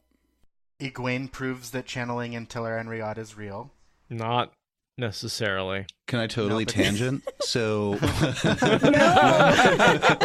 How dare you? Perrin gets like rescues Fael, and like, is that the begin? Is that when the relationship becomes physical right there? Yes. Because that's when I imagined. She's They, like, wake naked up- in chains. They wake up It alone makes in a way more hotel sense that room way. after this crazy I thing. think I just died. And they're like all like messed up and bruised and but then they were like they start making out right then, right? My falcon, my blacksmith. I mean, my falcon, my blacksmith. Yeah, like that's I mean, he can't be on top because he's fucking torn up. Let's just- Fair. let's That's just- fair. I mean, He's gonna not resist when she attacks him. That's how that goes down, I think. Yeah, I mean, I don't think it starts right then because he's badly injured. So I think, he's like yeah. seriously. I think that there may be some kissing going on, and Probably more kissing than he's ever experienced. There's before, definitely a release Puritan. to the sexual tension between Yes. Fael and Yes. Aaron shortly after. Heavy petting. just because he's a wolf Yeah. doesn't. I mean, she like when the dog gets the leg going, I can just. Oh Jesus! It's too real. And Rand admits to himself that he's the Dragon Reborn. That's Yes, kind of how that's the book super ends, important. Yeah, is well- he finally gets the fuck over himself.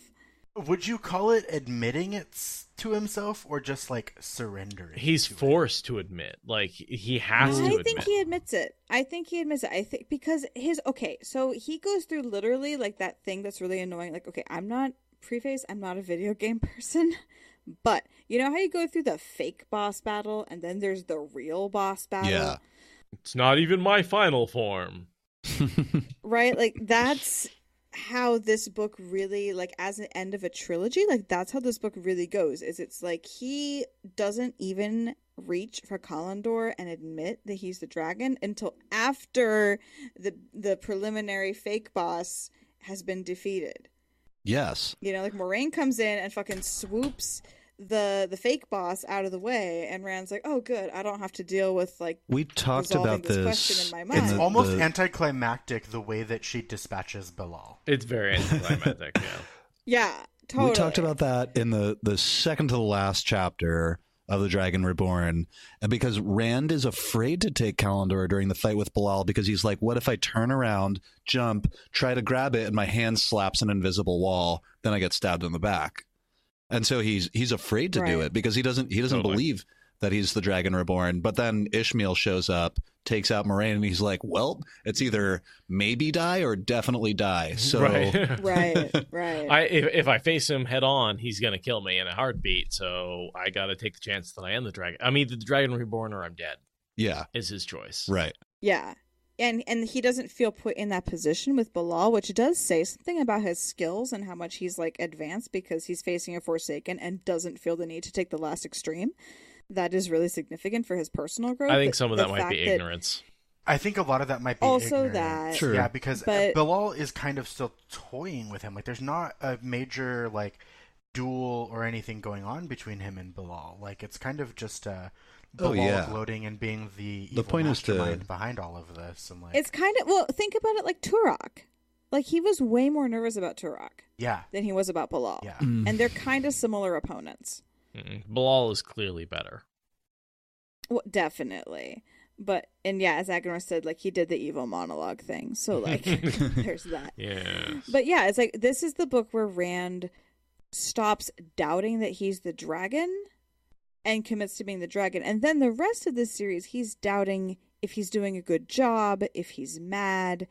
But he doesn't doubt the fact that he is the dragon. That is something that ends at the end of this. Calendar when he was takes the Kalendor. test. Yeah.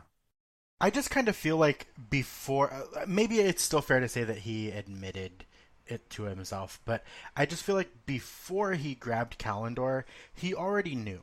He knew in his heart of hearts, and he just needed some tangible proof so he could come to grips with it.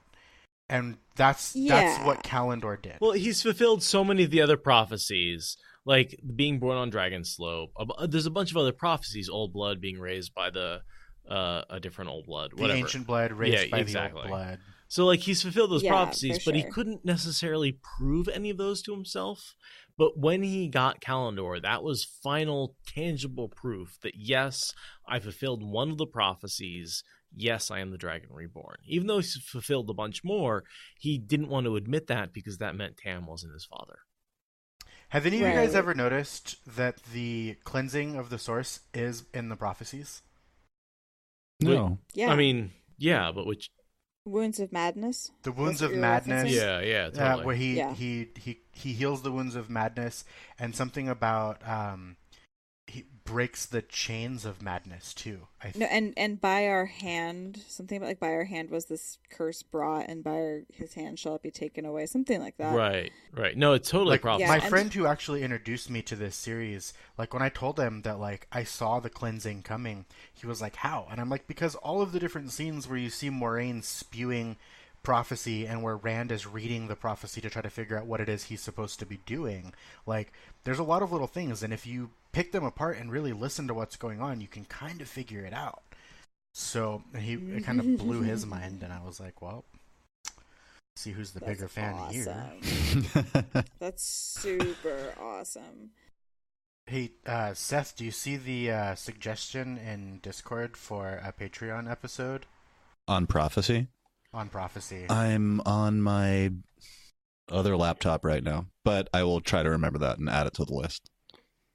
It's a good idea. Go ahead. Yeah, that's a really good idea. An episode that's just about the prophecies for patrons. Should do it. Ooh, that might have to be a couple episodes. Right. We can do like Min's prophecies and then like dreams and then like right, and then like the Koreathon cycle is its own thing. Exactly. Yeah. And then- Viewings, But, I mean, there's some more dreams, Patreon written material. prophecy. And then all the Fourth Age stuff. Right. Oh, right, dude, for sure. The visions from Ruidian. All the visions from Oh, Yep. man. yeah. All of Avienda's future visions. Avienda and then Rand stuff. Well, Or that's I guess that's Guess past we're gonna stuff. get to that real soon. I know. I'm so excited to go to the waste. We got to kill off Dude, Bilal so first. excited. Yeah. We got to I'm do gonna that. do Bilal and then pick a big one this time and try to do like Lanfear. So when are we going to start our novel? Hey, you're writing a novel now? No, I just said that. Sometimes when we're drinking together, we loosely talk. I loosely right. You've got a talk few about. ideas. I have an Yeah. idea for an interesting magic system, or what I think is an interesting magic system. Just to be clear, that I've been working on in my head for a really long time, and You could totally write it and read your own audiobook. Let me put it this way. Dude. that would be so cool. I will be your editor if you write it. Okay. But I can't write it. I just don't even know like who my characters are or anything yet. I like understand the magic system and I can understand the world a little, but I don't know much more like what is the plot. I have to the come up with hardest part right something. there is plot building, but character building is so much fun to me. Like I love creating like backstories and like character traits and Yeah. character flaws, and like character building is incredibly fun to me, but plot building is so challenging. That's actually one of the only things I've done is I built the main character and her pet, for lack of a better. This is going to get much more complicated. It's not just a pet. It's like a familiar kind of a thing. Yes, like a familiar. All right, I'm just going to throw it out there. So the magic system in this world is drugs. I know it sounds crazy, but like you can like visit the spirit world and commune with your animal, and like you get on a new different level. It's just You have to take these mushrooms first. right. You have to eat a lot of mushrooms. Like if you keep on going to the spirit world, you've got to eat a ton, and that's the drawback to the magic system. And then Like there's these crazy villains who are trying to make it like even stronger, and they're like refining. the There's mushrooms magical so you can crack, but like it'll inject fuck up them. your life still. Yeah, you you know. can inject it, but it kind of Dude. makes you crazy when you're not on the high. I would read that so hard. But that's the I would, like, concept. wear the But like words out. you know, coming up with and reading books like The Wheel of Time is so fucking intimidating. Like I can't ever imagine creating anything like that. And see, that's my problem, is I always want to sit down and write a novel. Like, it's something I've Right. wanted to do for the longest time. And then every time I sit down to do it, like, there was one where I literally filled probably like 7 or 8 composition books with like a story that I was writing. And then I sat down and I read through it, and I saw like all of these similarities to the Wheel of Time, and was like, all these similarities but inferiorities to the Wheel of Time, and I was just like, no, I'll never be able to do this. It will never be, I'm never gonna be good enough. You'll never run if you compare yourself to Usain Bolt. Yeah, Don't- no, that's great advice. And you I've cannot compare yourself to the best in the genre. You just can't. Like, if you do that, you're being an idiot, because Robert Jordan was amazing. Dude, you need to read Broken Earth. You know what? I'm on book. Dude, I don't even care what your excuse Yeah, is. I'm on there's book no 13. excuse. I'm on book 13 of the Wheel of Time, and I already own the Broken Earth trilogy on Audible. That's my next conquest. Dude, it's the fucking best. No, it's not your next conquest. It's what you're going to listen to right now. You're going to hang up. You know what? Just fucking hang up right now. That's it. We're done recording. Talk Go read So Broken Earth. Don't talk to us good. until you're done. It's so I haven't good. read it either, guys. Seriously, I've told so many of my geology friends about it because I'm like, guys, It's- the geology. This is literally like the magic third system conversation is about geology. Broken Earth I'm having today. Patrick doesn't know this, but I had a conversation about Broken Earth twice this morning with two different people, and now you So brought I'm it up gonna again. read Broken Earth, and then I'm gonna It's fall in so love with it good. the same way Aradia has, and we're gonna do Broken Earth spoilers. Me and Aradia. Dude, yes. But see, first I have to do Pern spoilers because I know Pern way better than Broken Earth. Oh, okay. Well, I haven't read Pern. But- Maybe I should read Pern too. Oh, dude, what? Seriously, she's been writing that for so long, and now her son took over. So the author has been writing these books since the late 70s, and now her son is writing in the same world. And I have not read all the books, but I want to do Pern spoilers, and I'm pretty sure somebody once upon a time said they'd do it with me. But I would do Broken Earth spoilers. I just need to read it a few more times. I've only read it once. I've read it so many times. Well, I only read it because you told me to, so I've only gotten through I it know. one time. But I bought the whole trilogy all at once because I figured if you told me to read it, then how could I possibly regret that? So Well, and I you're a didn't, and fucking it was amazing. geologist, and it's about earthquakes, and I mean, it couldn't be Dude, better yeah. for you. Like, there honestly couldn't be a better and then book. the more. Spinel followed her. Yes! I didn't even know what Spinel was before I studied geology, and now I do, and that makes the book so much better. I feel like I should take this opportunity to say that we've been recording for approximately 2 hours or a little less. And is there any way to wrap this up? Is there Do a you way want that to? would be good to wrap it up? Do we you- just go for another hour? I mean, that's my question. I mean, Yeah. we can keep going. I feel I like just thought we should have this discussion. Yeah, no, Okay. I absolutely agree with you guys. Do you guys want to keep going? Do you want to wrap it up? How are you feeling? I mean, I'm down to keep going. I feel like maybe we I'm could get a little down. bit more Watt-related stuff going, so that way there's actually something to publish. I would love to go for a 45-minute Watt-focused wrap-up Yeah, totally. tangent thread. Totally. Read us in, Yeah, Patrick. what are we talking? What are we talking? What are we reading? Read us in. though?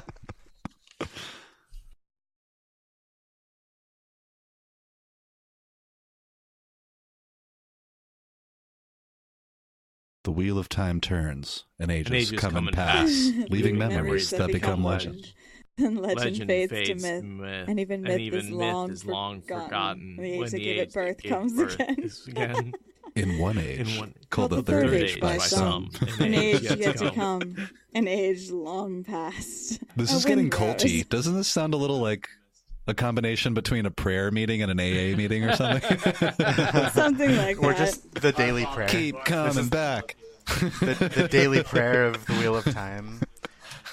Give us now Forgive our me, daily dragon, bread. for I have not read. One Watt book is too many, and 1,000 is never enough, guys. Ooh, I like Kelsey Baldwin's idea. What are we looking forward to in the Shadow Reborn, and what are we looking Did forward you say to the Shadow talk Reborn? about? She did. Wow, I did. Hey, it's TSR. You know what? I got the acronym right. You got the initials right. But what are we looking forward to, or what do we want to dissect, or what character arcs do we want to watch? You know what I'm not looking forward to? I know it's not the next book; it's the book after the next book. But I'm definitely It's not. not helpful. I'm definitely not looking forward to the cessation of Moraine's involvement. Ooh, the Yeah. big blowout between Rand and Moiraine. That gets really gross. I hate it. She's not really in Shadow Reborn. Shadow is she? Rising. No, woman? she's definitely not in the Shadow I'm Reborn just gonna because say that's not a that book. on purpose now. Shadow Rising. Okay, TSR.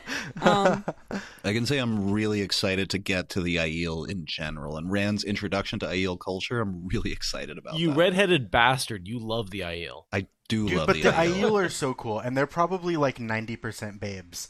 So Would you like to play Midnight Kiss? They're in such good shape. They all just run all day. They're dude, yeah, they're all fit. There's some great legs going on. Yeah. I will run down your some horse. great legs going on. And I mean, don't get bothered by this, Seth, but I've always had a bit of a thing for the gingers. So, or Patrick, I'm sorry. Wait, what? Oh, for gingers? Yeah. Oh, I was well. gonna say, why should I get offended? I'm a fucking brown as dirt. You're Kyrianan. You're I'm just too- a tall Kyrianan. I'm 2 Rivers all the way, guys. Okay, sure. I mean, like brown hair, I'm a brown short eyes. Aiel.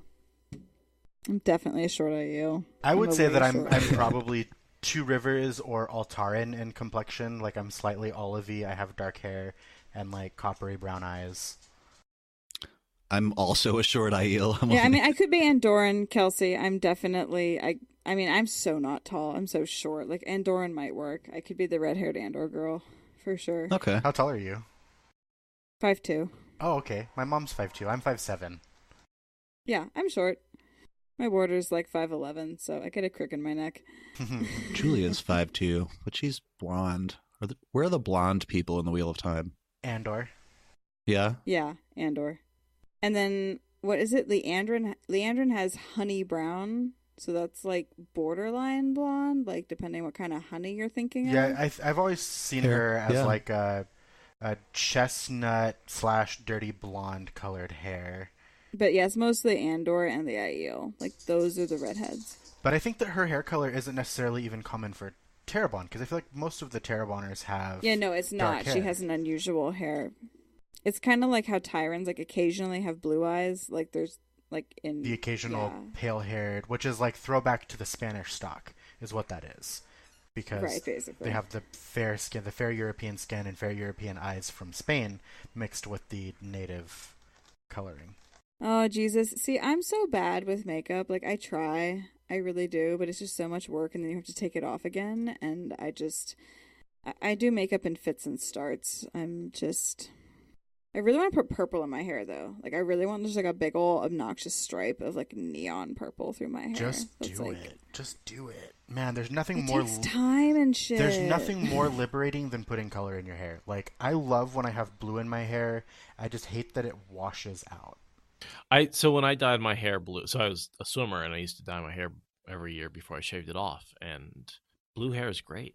It's fantastic. Although it washes out to like a green color, which is kind of gross. It doesn't wash out to a green color if you lift the blonde high enough. If you lift the blonde high enough and you get it past that yellow and get it closer to white before you start putting the bleach in, it actually washes out to this beautiful, like, Elsa princess. But then my light scalp blue. is like, rotting because I put so much bleach on my hair. Oh wow! I mean, it's worth it. That's not great. You may pay that sort of damage for your beauty, but I'm not willing to. Well, fortunately for me, my boyfriend is a cosmetologist and dyes my hair and doesn't ruin my scalp. Yeah, see, this is another reason why I wish you lived closer. I mean, I have like a literal list of reasons why I wish we lived closer. Oh my god, right? Seriously. No, okay, so when I was like in middle school, I dyed my hair black and people legit thought my hair was black. And it's like, hello, my eyebrows are still pale as shit. Like, I still have no eyebrows because they're so blonde. Like, why do you think my hair is fucking black just because my head hair is black? It was so silly. Wait, are you blonde or you're a ginger, right? I can never decide what category I belong in. I'm like a strawberry blonde. Okay, well, That's a category.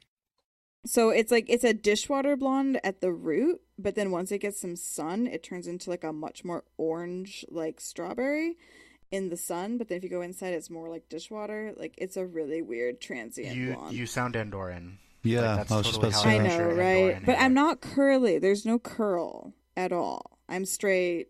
My hair's so straight. My hair is so straight. If Yeah. you guys Only could to be live, in the if you guys Andorian could house. live anywhere in the Wheel of Time, like in Randland, where would you guys want to live? Aiel waste.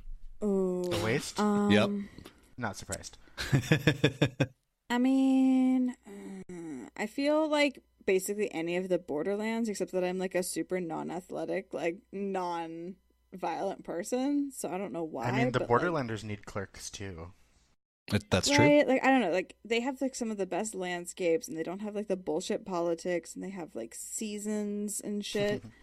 Yeah, The right. Isle of Mad Men. Maybe I'd be like, if I could be like an Aiel blacksmith, so I could just like not have to deal with getting stabbed and stuff. But still be like a badass IO. Yeah, exactly. Yeah, see, for me, like, I'd want to be an Aes Sedai, so I'd live in Tarvalon. Like, it doesn't matter where I'd be born, I would want to become Aes Sedai and live in Tarvalon. Oh, sorry. Would you be like a Moiraine style Aes Sedai, like traveling around, or would you just stay? Oh, no. I'd be like Seraphel or someone and just live in the tower and, like, never go outside. You'd be brown. Duh. Right. I'm the first chair for a reason. But not like a field research Brown. She wouldn't be like No. Varen, who goes out in the field. See, oh my God. Yeah, so I went to this seminar today because I'm supposed to go to seminars. I get 1 credit for going to these seminars once a week at school. And I went to this one today where this woman gave a talk, and she was talking about how valuable it is, how our college does so much field work, and how our people understand that you can't just get your education, like, from being in front of a computer. And I'm sitting there like, but that's what I want to do. Like, I hate field work. I mean, until this latest field camp, which I kind of changed my mind about everything. But traditionally, like, I hate dealing with people. I hate traveling. I just want to hang out on my computer and, like, do cool shit from there. So I would be. Yeah. I would. I would do that in the tower. I would just hang out in the tower and, like, send my warder to the library to get me shit and bring me food from the kitchen. And, like, that would be my life, and I'd be so happy. I've always felt that I would be like a Kyrianan born that lives in Tarvalon but wears Andoran styles. Because, I mean, I want to be an Aes Sedai too. So, and I would probably be a blue with heavy yellow tendencies. Mm-hmm. I take So that. very Moiraine. Yeah, and see, like, Jesus, see, that whole communication thing, that's what I keep finding myself drawn towards in science, which really bothers me because I hate people and I don't want to talk to them, but apparently I really want to talk to them, like, subconsciously. Then, like communicate Aradia, with Google Docs. You're a talker. You are. You guys have no idea how much I'm not a talker in the rest of my life. You have But no idea. you're totally a talker when it comes to subjects that you care about deeply, like the Wheel of Time and like your other podcast with Just Roll With It and like Oh my God. geology. You guys are bullying me. You guys are all bullying me. Oh, the Discord chat, you guys in voice. Oh my God. I'm blushing. Also, you get to be with a, like, when we're doing the podcast, and I still think about this sometimes when I was uncomfortable being in front of the microphone. Do you remember that vaguely in the distant past, Seth? Yeah.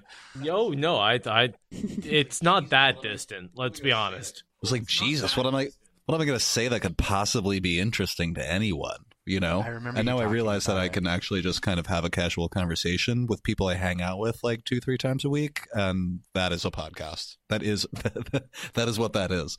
It's way less complicated than I thought. But no, I agree that like comfort in front of a microphone is something that's hard to achieve. And like even if you are comfortable even if you're not comfortable, sounding like you are is important. Well, see, my mom was like a singer-songwriter when I was a little kid. So like I literally don't remember the first time that I got on stage because I was like 3. And then my school was like, you have to do a play every year. So like I really don't have a lot of stage fright. And I've made recordings. I've posted them in the Discord, like the vain fucking tomfoolery that I am.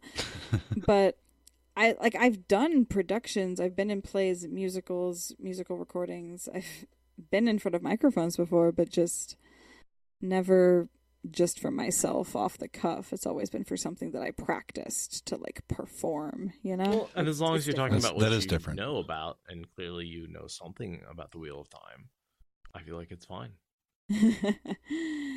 Yeah, no, this place has been a very good experience for me to find my voice talking about something that I didn't practice beforehand, actually. Me too. I try and talk about it to people outside of the Discord, and it's hard. It's hard to find the right way to speak about it. The closest I can get is like, it's Game of Thrones without quite as much violence. And I'll get like an okay acknowledgement from that. That's why I don't really bring it up a lot, because I'm like, even when I say like, oh, I make this podcast, people are like, oh, what's the podcast about? And I'm like, oh, it's this book series. This is what it's called. And they're like, oh, what's that?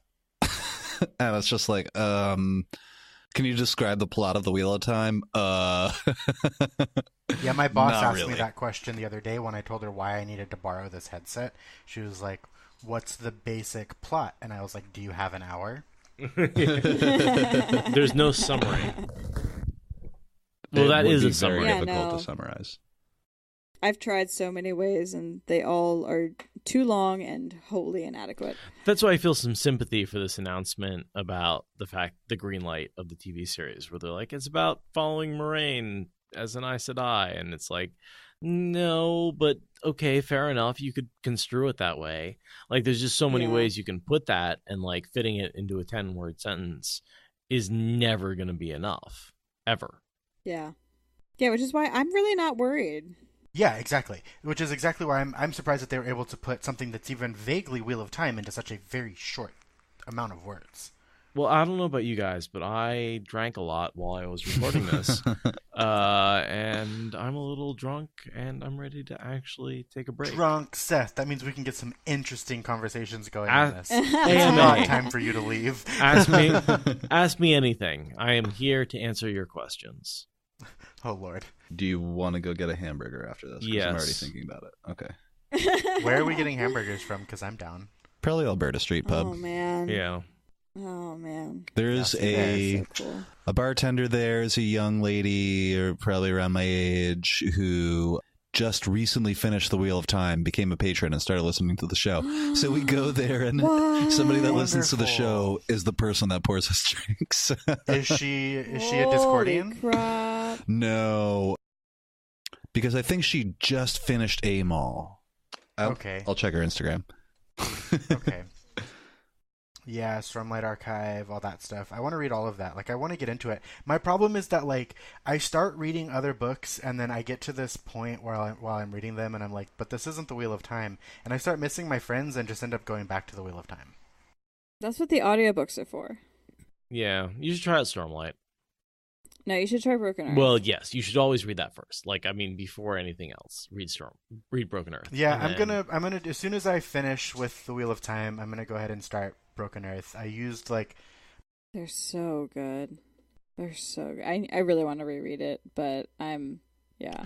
Also, I will say the narrator with the audiobooks is excellent. yeah, that's Oh, one thing that I really? worry about with Mhm. audiobooks. Because like the narrator for the Game of Thrones books, like Sucks. I mean, I wouldn't say that he sucks. He just I kind would. of sounds like maybe he does. I'm just trying not to be mean Dude, about it. I But hate he's like the Harry Potter narrator. I haven't I hate the Harry Potter narrator. haven't listened like, to it yet. so much. I haven't listened to it I yet. cannot with that guy. I'm not a big fan of the can't. British accent with a lot of the narrated books, like The Mm. Hobbit. Like a lot of the old school fantasy books are narrated with a British accent, and I'm not a big fan. Mm. I want to hear them in an American See, I like accent. the British accent, so No. I'm all about it. Like I listened to Russell Brand's book Revolution, narrated by Russell Brand, and I found it incredibly interesting. Oh yeah, Bill Bryson narrates his own books, and that's pretty cool. There is that, but I feel like there's this pretentious British accent that's done by Americans.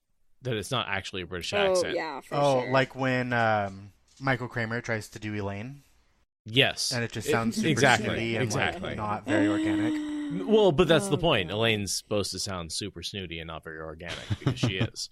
So I think it's I brilliant. love Elaine, and I love her plot line. Like, I'm one of the few guys who, one of the few people. Her I white think that- tights up on the fucking tightrope, like legs like a bloody queen. yeah, exactly. Yeah, oh, thank you, Uno. I've always loved Elaine's story arc, especially, and so many people hate Elaine's story arc in Camelin when she's retaking the throne, but that's one of my favorite parts of the entire series. I see the appeal of it. It's different. Yeah. It's different. Yeah. Like, I love the intrigue, and that's why I feel like if I were to be Aes Sedai. I would be blue because I'm so interested in that intrigue, and I love being able to witness it. My frustration comes from the fact that Elaine doesn't realize that just because her baby is born healthy, she's not immortal. And not right? That's really like, I feel like people are just like, stop thinking you're unkillable or uninjurable. Like, you can have a fate worse than death and still have your baby be born healthy. Like, it can be taken from you. Like, there's so many things. You could not have a mind anymore. Exactly. Yeah. Like, there's so many reasons why this is not okay for you to be like rushing off into danger. Yeah, that her recklessness was always, and that's one of the things that makes her human.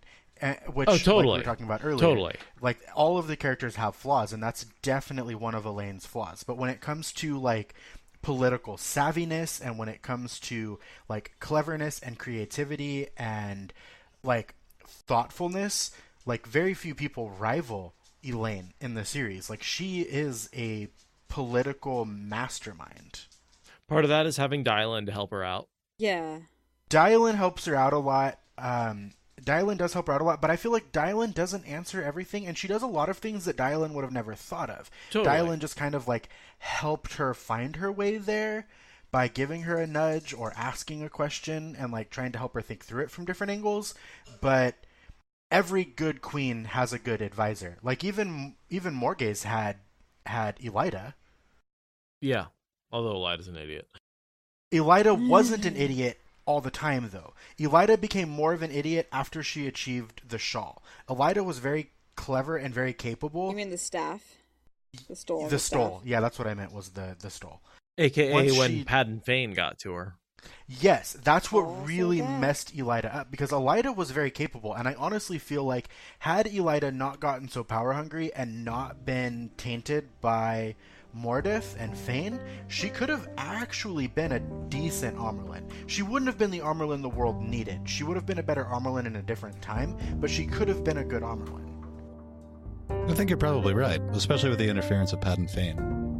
And so many people forget about the influence with Padden Fane because there's not as many chapters with Padden Fane in Elida's presence as there are with Padden Fane in other people's presence. Like, we see more of him with the White Cloaks. Yeah. We see him a lot with the White Cloaks. We see him, I think we even see him a little bit more with the Sanche with Turok. Yeah. I mean, it's not a lot of scenes, but it's a very clear scene. Right, but where there's only like a couple of very brief scenes with Elida, I think there might even only be like one scene where he actually interacts with Elida, because basically he's in the tower for one reason, and that's to get the dagger. Right. He actually interacts more with Alviarin than with Elida, which really shows how much Ardhall is neither of the dark or the light. It is completely a third party off to the side. It's the other kind of evil. It's abandoned the light to fight the shadow. The other white meat. Right, it's very, the other left. Are you trying to call it? Yeah, I think are you guys ready? I mean, I enjoyed this. That was a nice little dip back in the Wheel of Time. But yeah, we actually made it back. I'm willing to call it. I got shit to do. Yeah. Hold on, before we hit stop, I do want to remind everybody to support us on Patreon and to join the Discord. Like, we love you. If you guys love us back, show it in any possible way that you can. Thank you, Travis. Tag us on Twitter, support us on Patreon, let us know if there's anything else that we can do to reach out further to the community. We want to get more people involved. We want more people to be involved, and we want to grow with you guys. Join us, let us love you. We love you. Good night. Thank you for listening to the Wheel of Time Spoilers podcast. Rate us in the Apple Podcast app or support us on Patreon. Is that good enough?